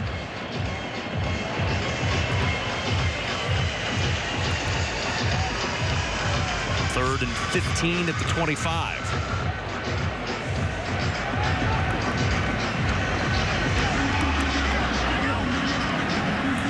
Vedral, good protection. Down the sideline looking for Reimers, and Reimers can't pull it in. Out of bounds. one's incomplete. Something that these coaches said they wanted to see more from these defensive backs are making plays on the ball. You know, this is the ball right here where you got to get your head, got to get turned around a little bit quicker to make a better play on this ball. I'm not sure if that wasn't completed. Well, they looked at the big screen to make a touchdown ruling earlier, but the word is that the 2-yard line is where he stepped out. And they're going to try a long field goal instead. This will be Cole Fromm from 43.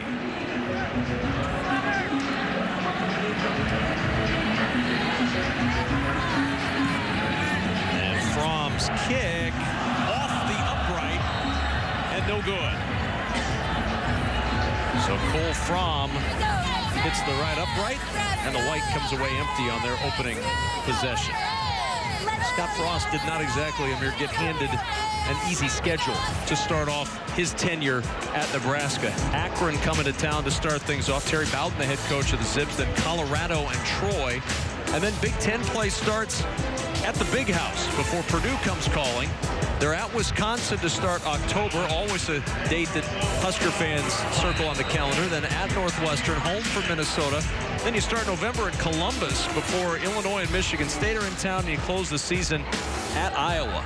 That is a really tough slate. I don't care who you are. Mikhail Wilbon out to the 28-yard line. But when you're a first-year coach trying to take a 4-8 program and start to turn it around, that's not exactly the schedule you wanted to draw. No, it's not. But I know he's up to challenge. He's a very competitive individual, so he's not going to expect his team to wither at all.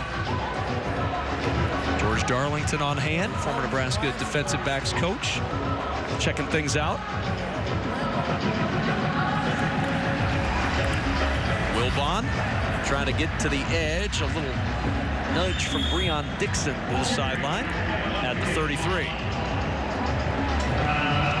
Now, that's a guy Nebraska would certainly love to see out there come the fall. Breon Dixon, the transfer from Ole Miss, still waiting on word from the NCAA as far as his waiver goes.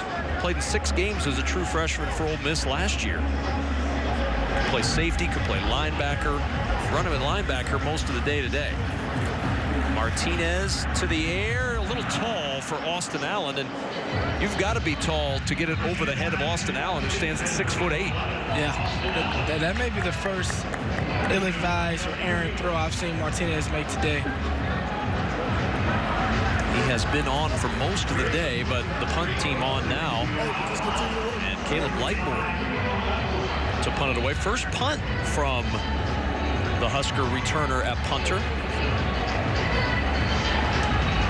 Lightbourne finished 6th in the conference a year ago in punting, averaging just over 42 yards per punt.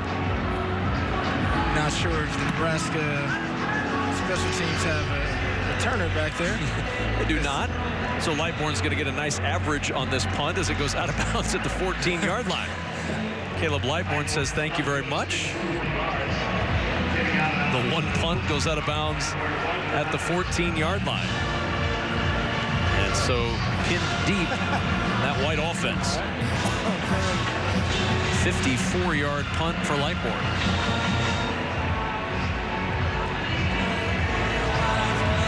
Now they're going to move it out to the 25 because it's a spring game and you can't. Yeah, you know. And Andrew Bunch back to work, helming the white offense. I'll tell you what, if this is vanilla for these coaches today, I'm really excited to see what they're going to bring come season time, because they're motioning running backs into the backfield, going empty sets. Batted down. Good pressure coming from Matt Jarzinka, senior out of Loop City, Nebraska. So Jarzinka getting himself an opportunity in the spring game. He's yet to see action in a game as a Husker. Came in 2014 and redshirted. So a big moment for him out here in the spring game before this giant crowd. Bunch batted down again at the line. Ben Stilley got his hand up on that one. Now this crowd thinned out a little bit as the game's gone on, but 86,800 plus at kickoff today. One of the top 10 crowds in college football history for a spring game. My freshman year, that was the max. That's what the stadium used to hold until they made the renovations and added the upper deck. But that is definitely impressive to see today. On 3rd down and 10. Bunch guns it over the middle, juggled it incomplete. He had Christian Banker there, and the freshman found an opening. Bunch put it there, just couldn't pull it in. Definitely like the confidence of Bunch. He feels like he can fit into any window. I saw him make a couple of throws earlier I kind of was cringing at, but he gets it there. Has to punt this one away, though, does Isaac Armstrong, after that red defense comes up with a stop. Avery Roberts there. The guy who could factor into the mix here at that inside linebacker spot. They'd ideally like 4 to 6 guys in the middle of that 4-linebacker group back there that'll rotate through as the fair catch is called for and made by Mike Williams. And the red offense back to work once more. Looks like this will be a Tristan Gebbia series. They're not going to name a starter, Amir, at the end of this spring practice. Each quarterback has done some good things today, though, and certainly has staked their claim to that starting job come the fall. Well, they definitely have their work cut out for them. I'm sure they're going to go back and evaluate all the tape from spring, not just today, to make a clear-cut decision on it. But these quarterbacks aren't making it easy. Motion from Greg Bell, low snap. Gebbia going to work, and Butler trying to touch him up on the outside, got a hand on him. We've seen a few low snaps from the red squad today. Should point out again that you're looking at no Cole Conrad, you're looking at no Michael Decker. There's going to be different guys snapping the football once the fall begins. Hunter Miller, the redshirt freshman walk-on out of Stromsburg, Nebraska, handling that center position for the red today. Yeah, now the offensive line is one of the more veteran groups here for this club, so that's not necessarily a point of issue for this team. Gebbia under pressure, and he's sacked. Finn Anderson got in there for the sack. And Damon Benning, we talk about that offensive line and those snaps, certainly not a huge concern for the coaches right now because they know there'll be other guys in there. But Scott Frost talking with us yesterday, liked what he has seen out of Matt Farniok at right tackle and Brendan Hymas at left tackle as far as the size and skill for guys that they're looking for in an offensive line. Yeah, right there. That's a big body type staff, right? And they really said, and he was very matter of fact, he said those two would be exactly what we were looking for, regardless of where we were recruiting in terms of body type. And then we got the familiar follow-up, right? The ... But this is going to be an important summer with Zach Duvall and company, and I think that's going to kind of be the reoccurring theme. That was the one position group outside of maybe the surprise at quarterback where he kind of sat up in his seat because I think he likes the potential up front. And you guys know that he's a big fan of what Greg Austin is capable of doing. Yeah, former Husker Greg Austin is the offensive line coach, and you know, they've talked about it throughout the spring and when they came from UCF, that this system, Amir, does a lot of favors for offensive linemen. The tempo that they play at can wear down a defense, and that offensive line, as the game goes on, can find it maybe a little easier to work against that guy on the other side. Most definitely. Anytime the guy is huffing and puffing across from you, it makes it a lot easier for you to get on a double team to the linebacker to the next level. I expect this running game to really improve with this high tempo offense. And Damon, we talked about guys that are going to factor into that offensive line mix. If the season were starting today, okay, Hymas, okay, Foster, Farmer, Farniok, are those the guys, Damon, that you'd see on that offensive line if the season were starting today? Is it Hymas and Farniok at the tackles and Foster and Farmer at the guards? I think ideally, Kevin, that's where those guys would really like to book in, and they're starting to embrace it, right? Hymas is one of the rare guys that says, hey, even though he started as a right tackle as a pup, he says, I'm more comfortable on the left side, and that's a big-time position as folks that love football know. So that's a good place to start because you not only get some youth, but you get a little bit of want to, too. With a good run from the junior college transfer, Greg Bell. His junior college teammates nicknamed him the Eel, which is an outstanding nickname. And the Eel gets another carry here. And he runs into the arms of freshman Andrew Ward, redshirt freshman out of the state of Michigan. Been really impressed with these defenses swarming to the ball. On every tackle, it seems to be more than one hat, and that's definitely a winning equation anytime you can do that. On second down, Wyatt Mazur with the carry, and Mazur down to the 43-yard line. One area we've not talked a lot about is that kicking area, and while it probably doesn't get a lot of attention, it has been a battle this year between the scholarship kicker Barrett Pickering and the redshirt freshman Cole Fromm, who walked on from Omaha Burke, as Wyatt Mazur into the clear, and Mazur is going to take it for the touchdown. 43 yards for Wyatt Mazur. Excellent read, excellent read. He did something I like to do, is play an in-and-out game with the linebackers, make you think you're going one way. At the last minute, jump cut, get around, and there was no one else there. One more look at untouched Wyatt Mazur into the end zone for 6. He had a big spring game last year, 57 yards on the ground in the spring game a year ago, 52 yards rushing in the spring game today. He is the leading rusher for both squads again. And the extra point is good for Pickering.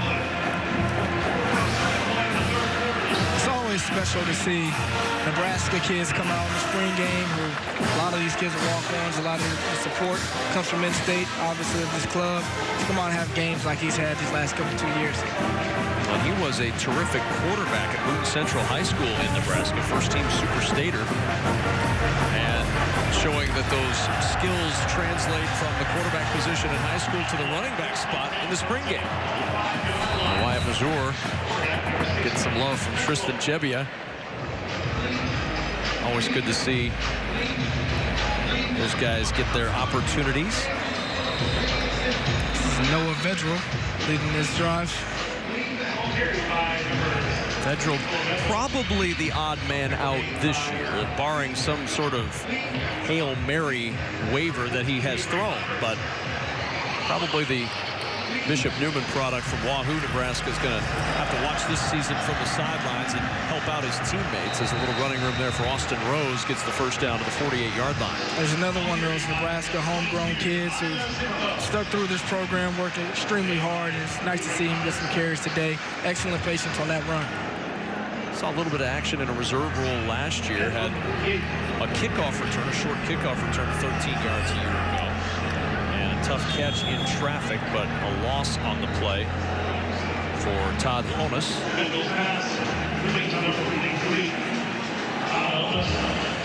Back it up to the 46-yard line.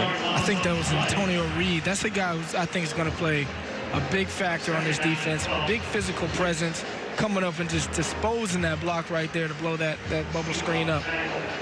And he's a guy who really has to play a big role this year. We talked about the scholarship numbers in the secondary. Reed, one of those starters who comes in, and there's a sack for Alex Davis, who's had a fine day for this Red squad. We've called his name a lot. Well, I'm done now, but it's still tight. It's still tight. Junior out of Florida who's been in the backfield, has an interception. But you look at that secondary with 8 scholarship defensive backs. Antonio Reed's a guy who's going to have to play a really large role in that safety spot. Yeah, and he's very versatile. I mean, you can move him into the box. He maybe can play a little nickel as well. But safety is definitely his natural position. 3rd and 18 from the 40 for Vedral. Pressure again. Vedral looked like he was sacked. They didn't whistle him down. And Damian Jackson didn't get the sack that he was hoping to get on that play. Looked like he touched him up, and Damian Jackson is one of the best stories in college football. Adam Kramer wrote a terrific article online this week about the former Navy SEAL. 25 years old, he'll be 26 before the season starts. A freshman who didn't play football in high school, played baseball and soccer, then served his country as a Navy SEAL. Came back, decided he wanted to try football, and has been working a little bit, not only as a lineman this year, but as a long snapper, trying to figure out ways to get on the field. definitely a tough individual. I was speaking to the coaches, and he's been battling through some sickness the last couple of weeks. So to see him out here playing today just is a testament to how tough this guy is. Yeah, he had that virus that this team has been plagued over the last week to 10 days with a virus that's kind of run through the team. There's been a lot of guys who haven't been up to par. Stanley Morgan, one of those guys, a little under the weather. Damian Jackson was one of those guys, too, and we were told yesterday we weren't going to see him today. Yeah. But he's a Navy SEAL, and I guess he had different ideas. I'm sure he's been through a couple worse situations, I'm sure. Spent time in Yemen and Southeast Asia as a Navy SEAL, and Scott Frost told us yesterday, he said, I don't know what he's going to be doing on the team, but he's going to be playing a big role in this locker room and on this team. Definitely. Here's Martinez on the keep, and it's as close as we've seen to a quarterback getting tackled today when he ran up that sideline. I really like the dynamic that Martinez brings. You know, he has so much speed that it's really forcing the defense to be honest anytime he goes into a running back quarterback exchange.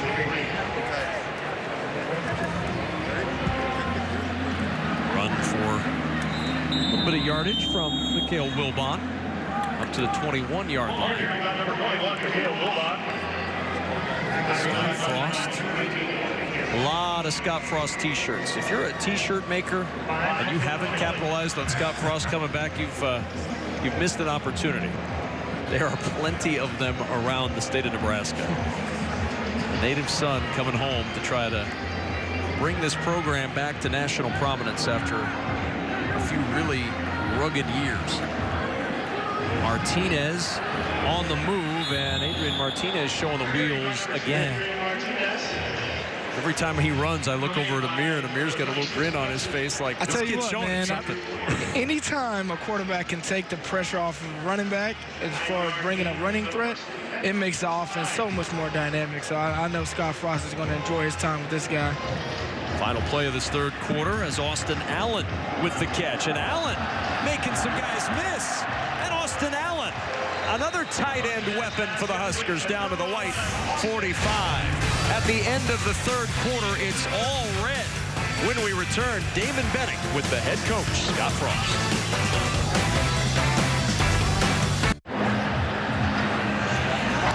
While you were away, one punt catch for a student for $25,000.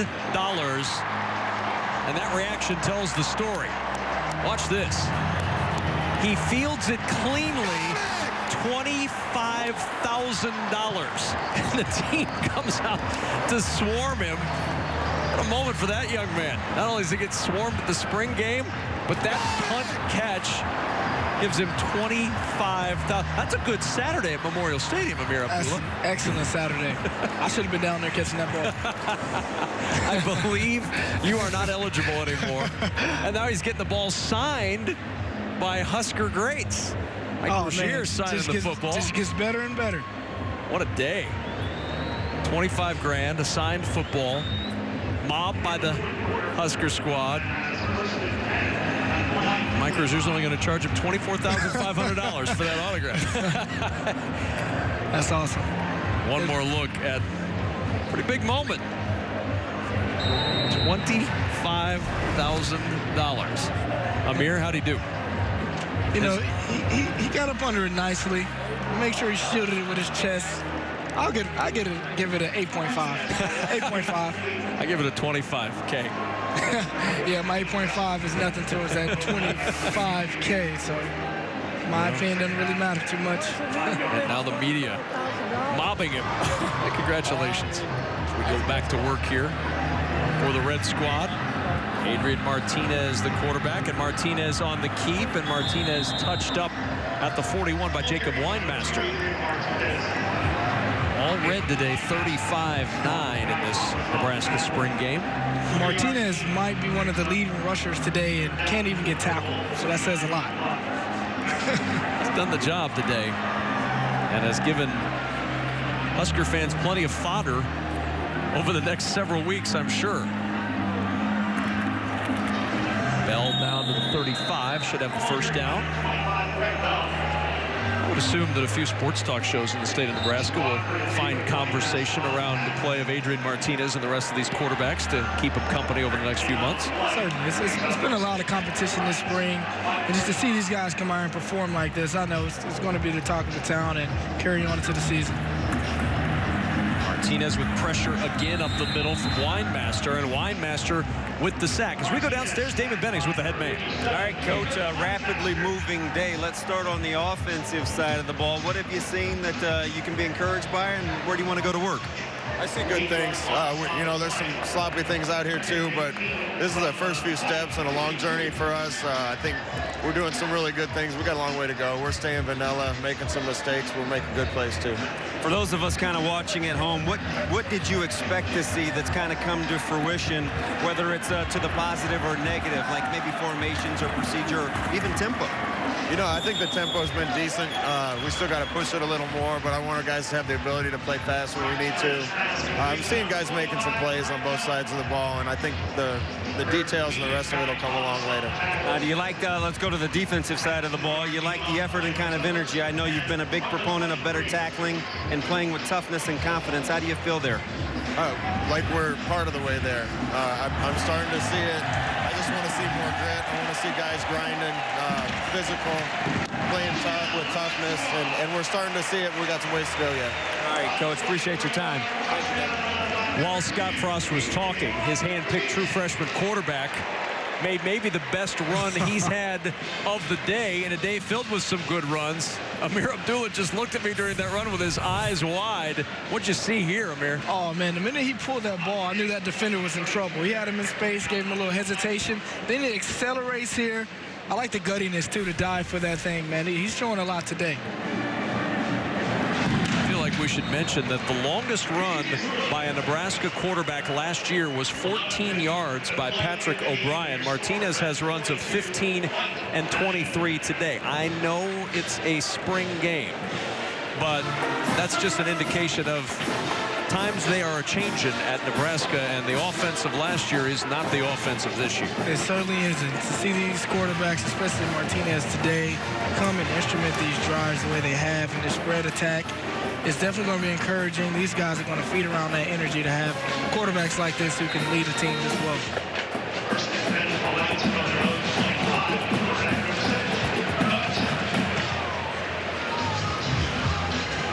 And on first down, Devine Ozigbo reversing his field. And Ozigbo gets back to the line of scrimmage. Actually loses about 2.5 yards. Didn't get back to that line of scrimmage at the 22-yard line. As we go back to Damon Benning. Two guys that could be heavily counted on once fall practice starts, Mick Stoltenberg and Luke Gifford. Mick, I'll start with you. As a spectator, you got a chance to get a taste of spring and what this defense wants to accomplish. First of all, how's your progress? And second of all, where do you feel you're capable of going defensively? I'm feeling great right now. You know, come our May workouts this summer, I'll be 100% and ready to go and ready to kind of get going there physically. But, you know, one thing I'm seeing that we're trying to improve on the defense is, you know, we're going against a pretty high-tempo offense in practice every day. Just communicating, simply getting lined up. You know, obviously intensity after the snap. Specifically for the D-line, we're working on, you know, making sure we're continuing to knock guys back, kind of get penetration, get some knockback on offensive linemen, and kind of fill our gaps from there and make some plays. So it's been a good spring, and we're starting to get a grasp for the new defense. And obviously, it's great working against an offense that moves that fast for sure. You've prided yourself on your fitness, obviously, and being in shape. There's your level of fitness and where you want to be. Then there's Coach Frost's level of fitness and where you need to be. What's the difference so far? You know, it just comes with the way we practice. You know, we start off practice with a pretty dynamic warm-up. And look at the blood flowing, and you know, we've got tempo periods sprinkled in everywhere, and there's really no downtime during practice. You know, not a lot of buffer time in between periods. You know, you're kind of always moving. So if you're not in shape, then you're not practicing the correct way. The practice sets you up to be in the right shape for sure. All right, Luke, a guy that our fans are anxious to seek back out there, coming off a successful last year. You're ready to build. How are you feeling? No, I feel great. I'm getting there. I'm hoping to be ready to roll by summer workouts. So I'm on the right track, and I'm anxious to get back out there for sure. One of the things I noticed right away, because I see you quite a bit bigger than you were a year ago at this time. The weight room has treated you well. Yeah, it's been good, but surgery time was rough. You know, just I had never put on weight like that, and so sitting out and not being able to do anything for 5, 6 months, well, not 5 months, but 2 or 3 months, it was tough. I put on a lot of weight. I'm actually around 245 right now, which is the most I've ever weighed, you know, so I'm getting down to what I want to be, and I feel pretty good. I see you walking around. You got quite a smile. Is that due to there's this family environment, and then there's the fact I think you like what this defense is capable of? Yeah, you know, I see glimpses of it every day in practice. You know, I'm excited to play in it. And then, you know, as a kid from Nebraska, being able to play for Coach Frost and seeing the way things are changing, and like you said, the family atmosphere, it's really cool. One to watch. Our fans are happy to hear from you and know that you're doing well. One of the stalwarts from a year ago, that's Luke Gifford. Yeah, he's been out with that hip injury, and Eric Chenander telling us yesterday, Amir, I'm anxious to see him. I've not really had a chance to see him. And he said, look, I didn't watch much of last year. Watched a couple of games. He said it wasn't really teaching me anything. So I didn't really watch a lot of the tape last year. So when he sees Luke Gifford on the field, that's really going to be his first chance to see what Luke Gifford can do. Yeah, and Luke really brings the leadership quality that this defense is going to need. There's going to be a lot of young players filling in on this defense. So to have someone like Luke back, and as well as Nick Stoltenberg, it's going to be key for him. I've seen Luke grow from a safety to a linebacker, and he looked almost as big as Mick standing there. So I'm excited to see him become, you know, even better in this new defense. Bo Cottrell with the carry there for Nebraska. Gets another carry here. Trying to get to the edge. And not much room out there, but he fights his way through a tackle from Breon Dixon and dragging Dixon all the way out to the 38-yard line. Nice, strong run there.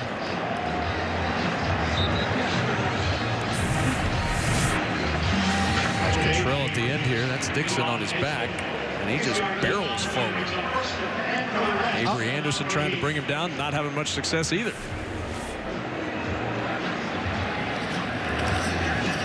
Gebbia, and the catch made by Justin McGriff to the 43. Gebbia has a very quick release. You see a lot of these spot route concepts being run today. I think he has a good mind for timing, understanding when the eyes of the receiver is going to lock with his to, you know, get that ball out quick.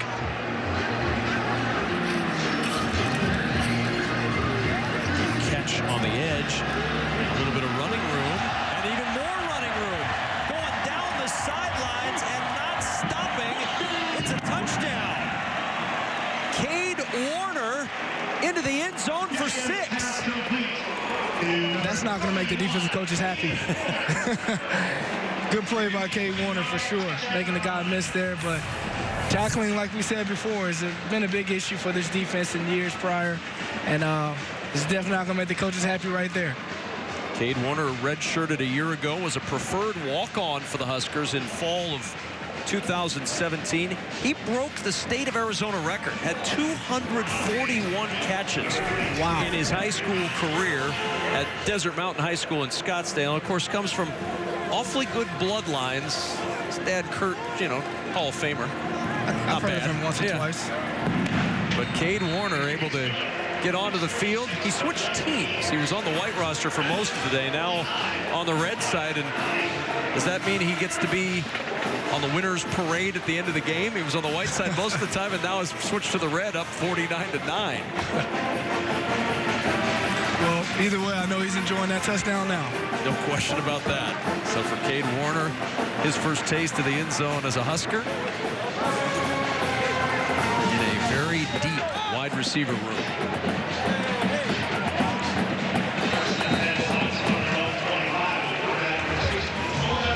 Noah Vedral back out at quarterback for the white team. Originally, the clock was going to go back to normal rules once we got under 5 minutes. That is not going to be the case now. They're just going to let the clock continue to be a running clock through the rest of this fourth quarter, with the Red well in control of this game at 49-9. Scott Frost has seen a lot from his teams, and the fumble gives it back to the Red. And Antonio Reed recovering that fumble, and it'll be the red ball once more with Adrian Martinez back to work. And that's something this team is going to have to create a lot more this year, turnovers. You know, it's too many times the defense is on the field too long, bearing those long drives. You got to have more playmakers step up, take that ball away.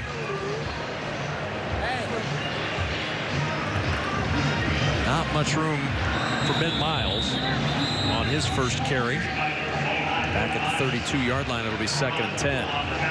I'm impressed with Deshaun Neal today. He was the lead tackler on that game tackle right there. He's a guy who's definitely grown into his body. He came in kind of lanky. He's a big kid now. He can play inside. He can play outside. I know he's going to be a big factor on that star, talented defensive line they have right now.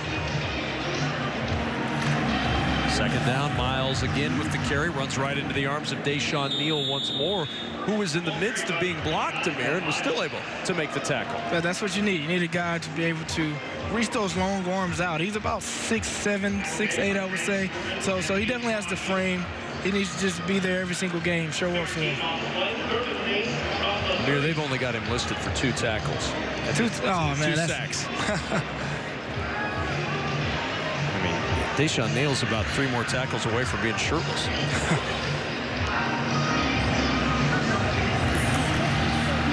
Martinez, fake, little dodge, and the tackle made by Damian Daniels on the touch. Oh, but Martinez's elusiveness is going to have people dreaming about where he's going to go as his career moves on after they've watched this spring game in Maryland. Definitely. I know expectations are definitely going to be managed after today by Scott Frost, because he's done a lot of great things today. But to watch his growth in his offense is going to be interesting, and I'm hoping the best for him. Swing pass to Cottrell, and Cottrell taking on the tacklers and Avery Anderson. He rolled over Anderson. I'm sure Avery Anderson is going to be targeting a little bit lower next time.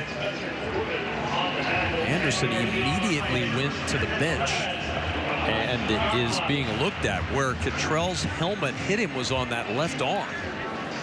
There you see Avery Anderson being tended to as Martinez to the outside looking for a block, and he got that block from Justin McGriff. Yeah. I know Stanley Morgan is an outstanding blocker as a receiver. So I know a lot of these young receivers watch him, the tempo he sets, and knowing that it's important, for this running game to be efficient and productive. You need those guys on the outside, especially with as much as swing passes they do, hitting people in the flats. These guys got to be warriors out there blocking. We talked about it earlier. Troy Walters keeping a chart of those blocking points in the wide receiver room. That'll be a point there for Justin McGriff. And he gets rewarded here. That's right. He gets rewarded with a pass catch. He lost his helmet in the process down to the 11-yard line. So Justin McGriff. He seems to be okay walking off the field there. May not have been a reward he necessarily wanted. Deshaun Neal again coming up to provide the hit at the end of that. Almost had a handle on that football as well. And he did recover it. So that will be a turnover, and Deshaun Neal recovers the loose ball.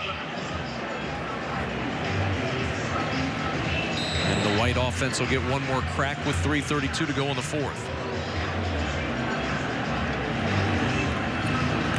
Austin Hemphill, walk-on out of Gretna High School in Nebraska. Hemphill, 5'10", 225-pound junior, was a state champion power lifter in his high school days. That is not foreign to the Gretna alumni. Andy Genovich was a Gretna kid himself who was a workout warrior, so I'm sure he's learned from here.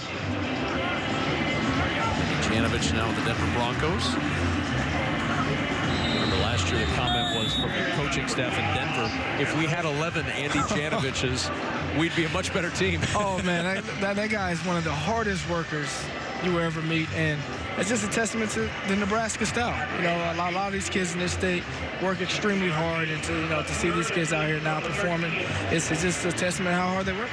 Well, Mears, we're winding down this spring game. A, it's been fun working with you, but B, when you leave here today, what's your impression going to be of Nebraska football heading into the 2018 season?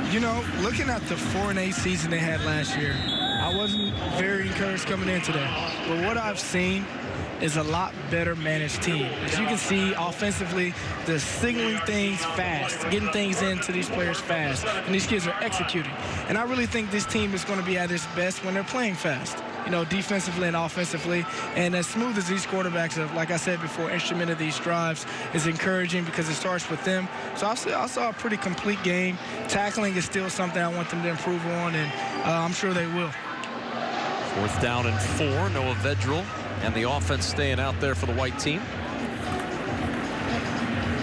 Vedral in some trouble, heads for the sideline and incomplete. And even if Brandon Robbins had been able to pull that in, pretty sure he was out of bounds before the ball got to him, so would have been an ineligible receiver. Instead, it's a turnover on downs, and the Red offense with 1:37 to go in the 4th will run this one out and end the 2018 spring game.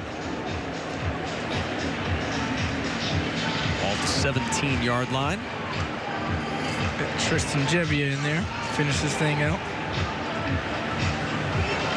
Ben Miles sharing a word before this one comes to a close.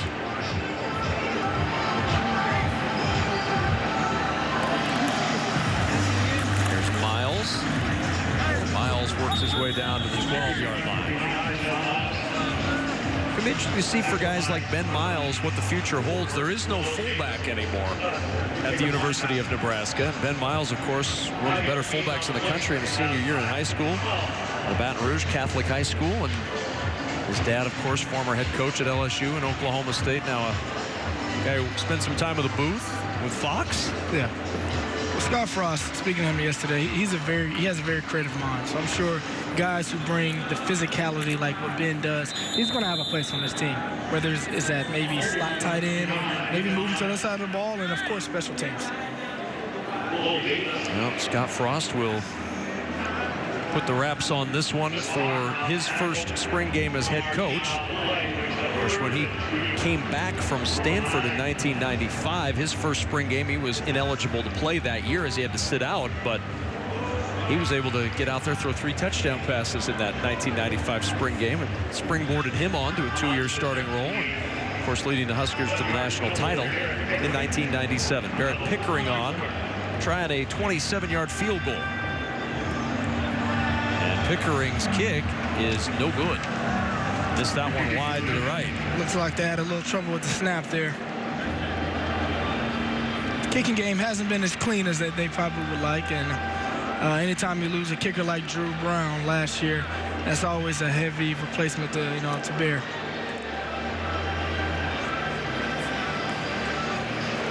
I want to remind you that coming up when we're done here, the Big Ten Spring Football Report and a chance to hear Jerry DiNardo's sit-down conversation with Nebraska head coach Scott Frost. Good conversation that they had a few days ago.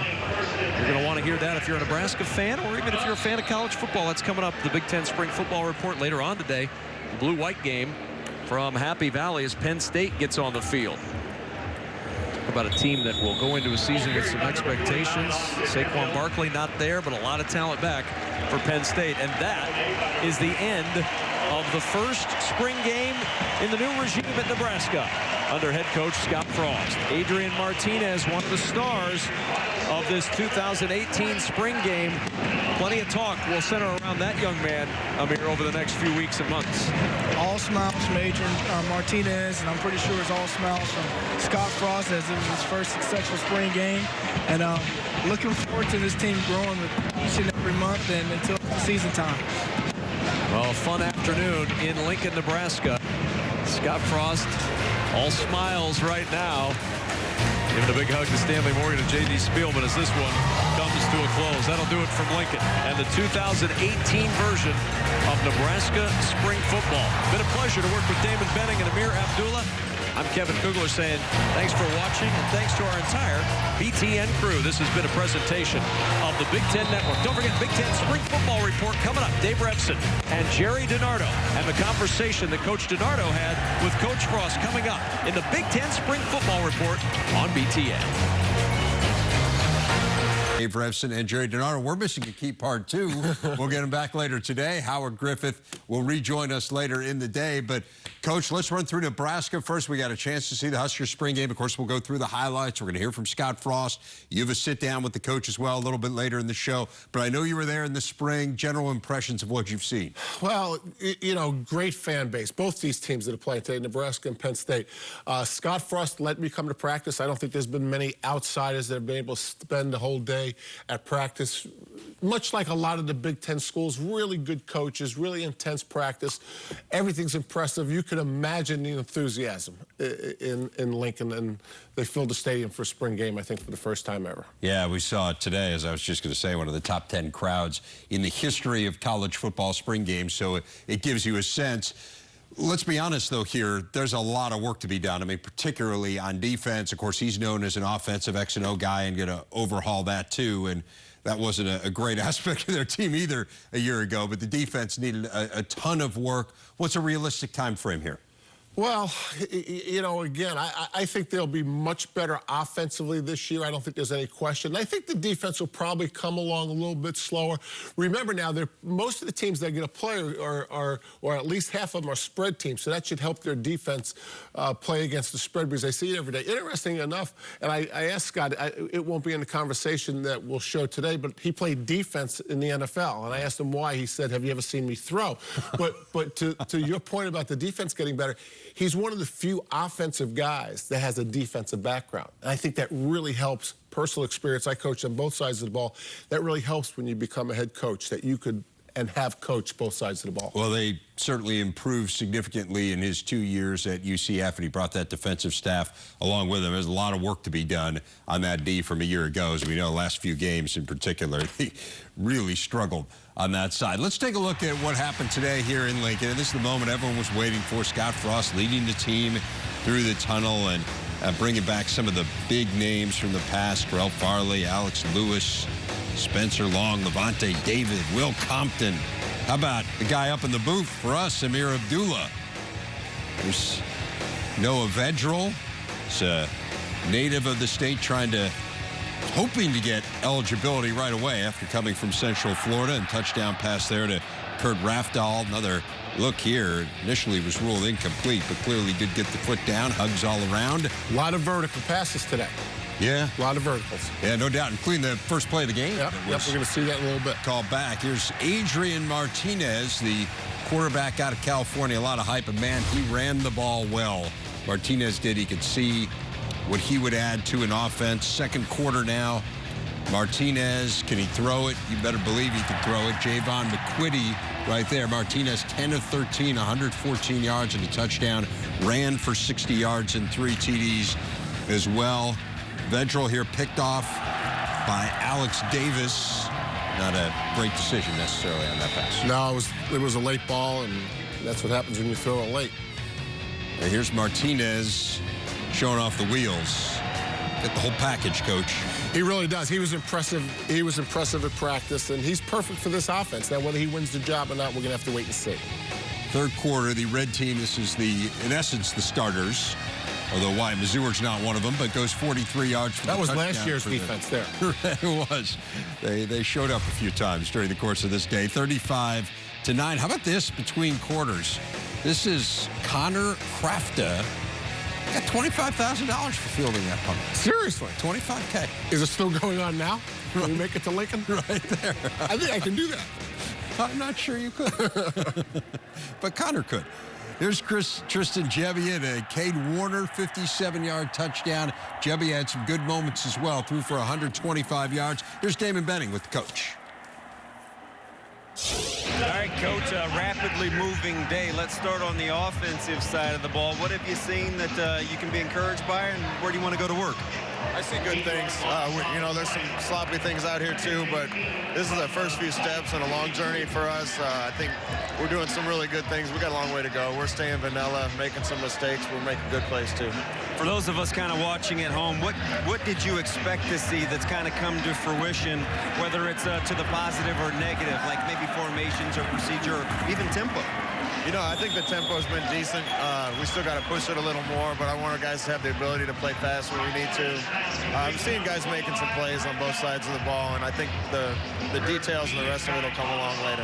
Do you like let's go to the defensive side of the ball. You like the effort and kind of energy. I know you've been a big proponent of better tackling and playing with toughness and confidence. How do you feel there?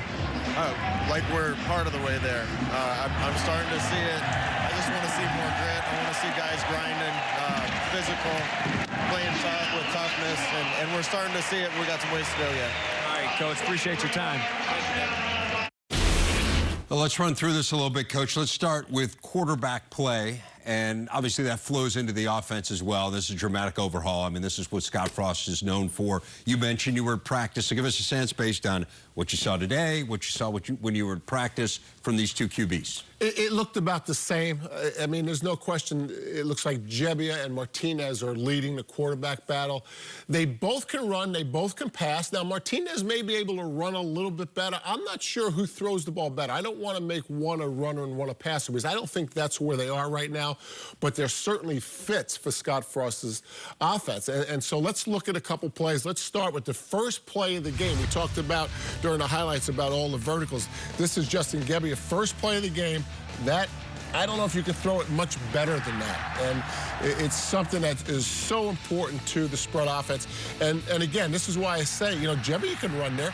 You don't have to be a great runner to run in this offense. You have to be a good runner. Now, here's Martinez. I mean, really well done. He's probably played the same exact offense. Now, look at this, Rever. He looks to the left, and he brings the receiver over to the right. I thought that was really, for a true freshman, really a good play. Here's the wide angle of the same play. You see him bringing the safety to the left, and he opens up that seam to his right and throws a really good pass. So, again, I'm not going to categorize one a runner, one a passer. I would say they're both very comfortable in this offense based on the practice I saw and today.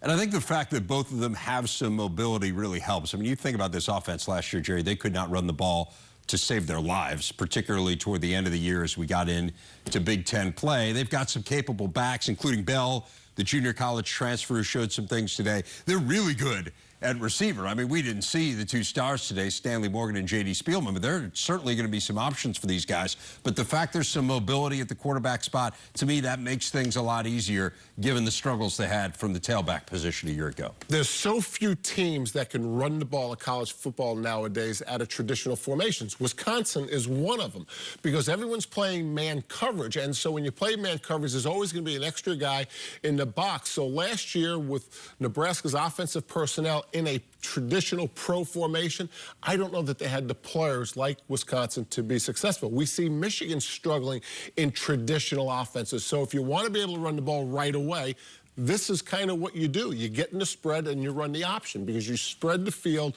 plus the option. You always gain a blocker by the definition of your optioning somebody. Let's run through the defense a little bit. Eric Chenander comes as the defensive coordinator. Again, he was with Scott Frost at UCF. They were terrible defensively when he took over and got significantly better in the course of those 2 years.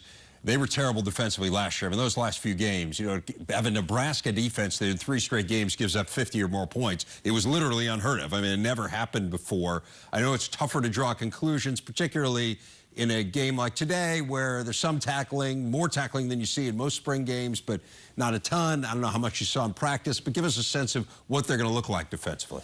Well, they're further away defensively based on practice and based on today. And in every program, you know, except Purdue may be the exception to this. In most programs you take over when a coach has been fired, it is going to take you longer on defense. Defense are better athletes. They're harder to recruit. Now, so the tackling will get better because they're going against the spread. So this clip is just to show you they're a base 30 front, meaning 3 down linemen, 1 on the center and 1 on each tackle. This shows you the flexibility of the 30 defense. They bring 5 men. This is what Wisconsin does. There's 3 down linemen, and they bring either 1 or 2 linebackers for pressure. In this case, they bring the 4th rusher from the inside linebacker. And obviously, we saw that, I think, during a highlight. That was a poor decision at quarterback. But again, to go back to the tackling discussion, Rever, when you're defending a pro formation like Nebraska defense did last year, you don't practice as much in the spring and in camp tackling out in space. So they'll get better at tackling just because they'll go against a spread offense, which promotes better tackling because you've got to do it out in space. It's more difficult. The more reps of a difficult task, the better you get. Sometimes I think you have to temper expectations when you have a new coach. I don't think there's any doubt Scott Frost is going to do a really good job at Nebraska. But, man, you look at the schedule, Jerry, and they were done no favors. I had Michigan, Ohio State, and Michigan State from the East. I mean, they don't get Penn State because they don't have to play 4 East games. But you couldn't ask, really, for 3 tougher crossovers. What's realistic here? Like, how will you gauge progress for Nebraska this year? Maybe it's the best way to put it. Well, let's start by defense. And Scott makes reference to this in our conversation that you're going to see. You don't just hand out black shirt defenses to the starting defense and say we have a black shirt defense. You develop a pride in the defense where maybe only 5 of the starting 11 have earned a right to wear the black shirt. So that's where it starts. I think this Nebraska fan base wants to see a defense that's hustling like crazy, that's running like crazy, knowing that it's going to take some time to recruit to the defense. I think the offense is a lot different. I think the fans will be much more excited, much quicker on the offensive side because it's easier to put this spread in and improve on last year's offense than it will be, especially in the West where there are some pro formation teams, especially to improve on the defense will take some time. So just be careful what you're doing on defense with the black shirt defense and take that slow, show improvement, and then offense, let it rip, and I think the fans will be happy. It's interesting, though, because you brought up the example of Purdue, which was kind of a similar scenario a year ago where Jeff Brom comes in and everyone expects the offense to improve by leaps and bounds, and frankly, it didn't. It was the defense that got better. Now, they have said subsequent to that, we had some pretty good personnel in place, and that they had felt like, and you've cited this a few times, when we were in Chicago and talking to Jeff Brom in the preseason, he said, we're going to be a little bit better on defense. People think we're going to be. So, but the typical formula would be you get better on offense and you win some shootouts, right? Right. Nebraska fans might not like to hear this, but Purdue had better defensive players last year in Jeff Brom's first year than I believe Scott Frost may have this year. I'm not for sure. I'm just saying in a typical situation, historically, you wouldn't think that was true. This particular year compared to Purdue's defense last year, it could be a debate. It could be Nebraska. It could be Purdue. But a couple generations ago, you would never be saying that a new coach would inherit a better defense at Purdue than Nebraska. 8 losses last year, the most since 1957. I know the expectation is improvement. I think we'd both be absolutely stunned beyond belief if this team doesn't get significantly better this year. Lots more coming up from Lincoln. We mentioned the conversation with Scott Frost. We'll hear from Adrian Martinez. We'll hear from Tristan Gebbia as well. So still plenty of post-game coverage.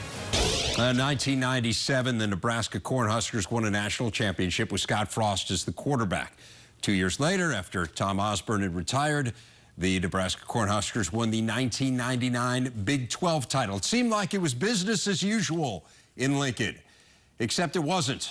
They haven't won a conference title since. Longest drought since the 40s, 50s, and 60s. It was a drought that was long enough to bring a favorite son back home to Lincoln.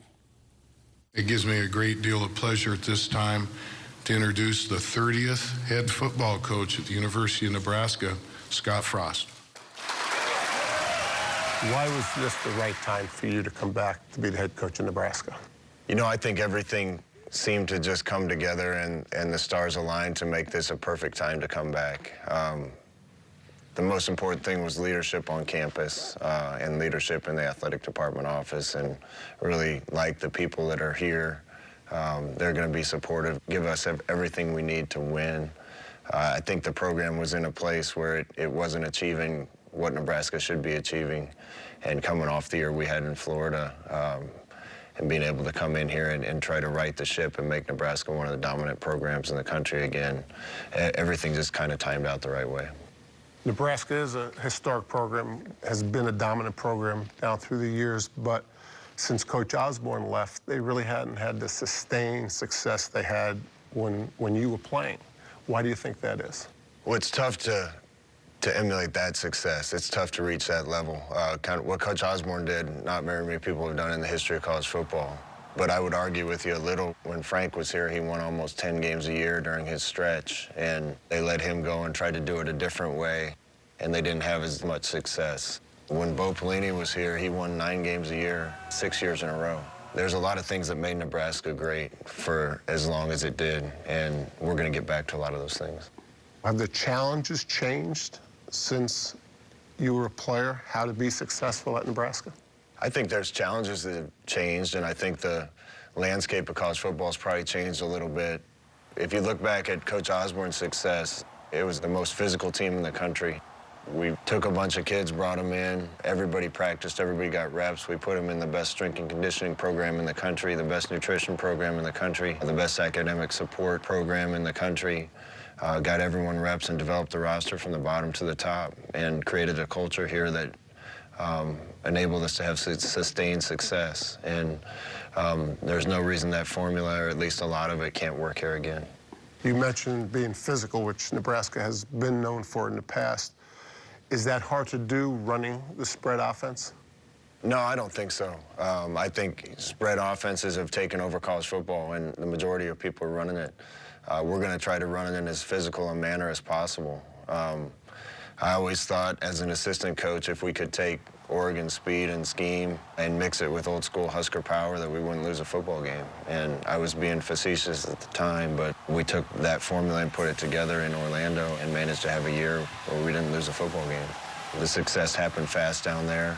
This is going to be a process to get it done here, but we know the formula that works. You hear so much about the black shirts and how important they are to Nebraska football. What is the black shirt? Is it as simple as the starting defense? I don't want the black shirts just to mean our starting defense. It meant more than that when I was here.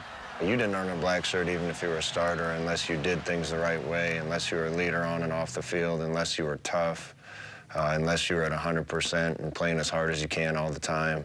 There's a lot of characteristics that a black shirt represents to me, and we're going to make all our guys earn those black shirts. Tell me about some of your mentors.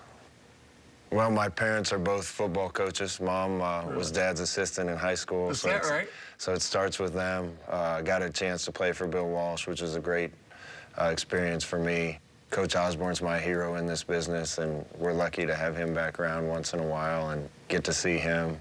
Played for some great coaches in the NFL, from Parcells and Belichick to Gruden and Tomlin. Mike Tomlin and Raheem Morris in Tampa were really the guys that pulled me aside and kind of convinced me to get into the business. And Raheem actually gave me my first job. So I'm grateful to those two guys and really look up to them. Give me the most important thing you learned from Coach Osborne. We learn lessons from Coach Osborne every day, so it's hard to pick one. But if I had to pick one, it's learning that a head coach who genuinely cares about everybody on the roster is a guy that the whole team will run through a wall for. He knew every player's name, where they were from, their parents' name. It wasn't just a facade. He had a genuine, deep care for every football player on our team, and we all loved him for it and played as hard as we could for him. Jerry rejoining me now. Some things really stuck out to me in that conversation. I'm not sure I've ever heard a coach say that his mom was one of his football coaches, so that's pretty interesting. But she was much more than just his father's assistant high school coach. She's a fabulous athlete in her own right. She was a 1968 discus thrower in the Olympics, is one thing. She was the head track coach at Nebraska as well. Scott says he spent many of his afternoons on the track as his mom was coaching. I did ask him, what did your mom teach you the most about football? And he shared some of those things. So he says she could teach absolutely anything. So coaching obviously is in his blood. His dad, as he said, was his head high school coach. And Nebraska is in his blood, too. And look, his recruitment was a huge national story, as you may recall, as he turned down Nebraska initially to go to Stanford and then ended up coming back to play for the Huskers. And as we mentioned, quarterbacking them to a national championship. He had the chance to play for Bill Walsh. You mentioned that. What did that decision to go to Stanford, how do you think it changed and influenced him? Well, he says that when he talks to recruits, he says make sure you go to the school that you choose for the right reason. In other words, he said, I went to Stanford because I wanted to play quarterback in the NFL, and Bill Walsh, and I'm paraphrasing him, I'm not exactly quoting him, I wanted to play in the NFL, and I thought the way to play in the NFL was to play quarterback for Bill Walsh. Now he feels that any player can play in the NFL regardless of where they should go to school, so why go there? I also asked him what made him come back, and he said he was very comfortable at Nebraska. It's kind of what he always wanted to do. He felt like he got a little bit distracted.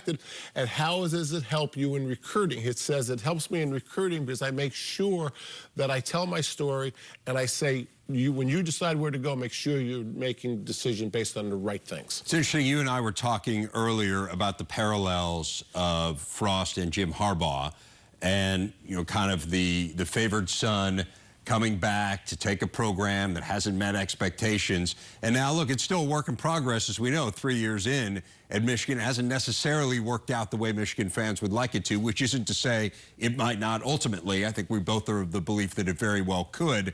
But where do you see kind of the connection between what Frost is trying to do and what Harbaugh is trying to do? Yeah, and my perspective on this is, number one, because of my age, and number two is because... Youth. I like to call it your youth. I played college football for most of my life. Most people play it 4 years, but I went on to coaching. So I say that to say this. I remember the Big Ten when Jim Harbaugh played there. It was the Big Two and the Little Eight.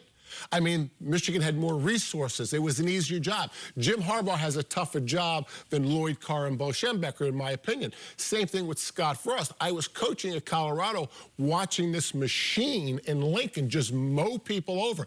They had more resources, more talent. The rules were different. There was two good teams in the Big Eight, Oklahoma and Nebraska. And so, to me, the parallel is, hey, guys, this is a lot harder than when you played quarterback against teams that really had very little chance to compete with you. And if you think this coaching job is like it was when you were playing, that's a mistake. And I'm not saying they do. I'm just saying that's the parallel.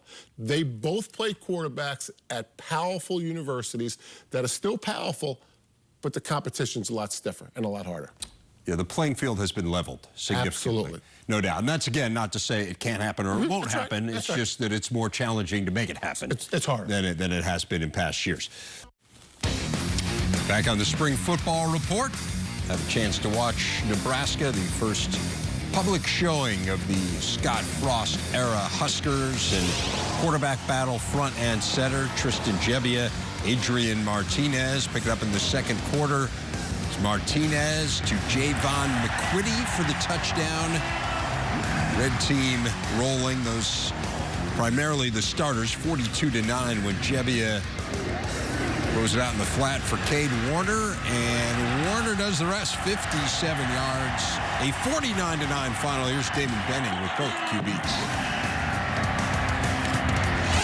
As I'm here with Tristan Gebbia. Tristan, listen, this is year 2 for you. New offense, kind of a new feel. Let's start with the initial differences. You looked outstanding there today with new command and a different offense. Well, you know, it's just going fast now. You know, it's really working on your craft and getting out there and going fast and making sure that you have all the tempo calls and things like that, things of that nature. Just executing the offense is the #1 thing in this one, so just getting out there and going. Yeah, one of the few guys that's had back-to-back good spring games. Your spring game a year ago was outstanding, and in a much different offense this year, your spring game was outstanding. Is that a Tristan Gebbia thing? Is that the ability to be coached? Because you're trending. I'd like to chop that up to the guys around me.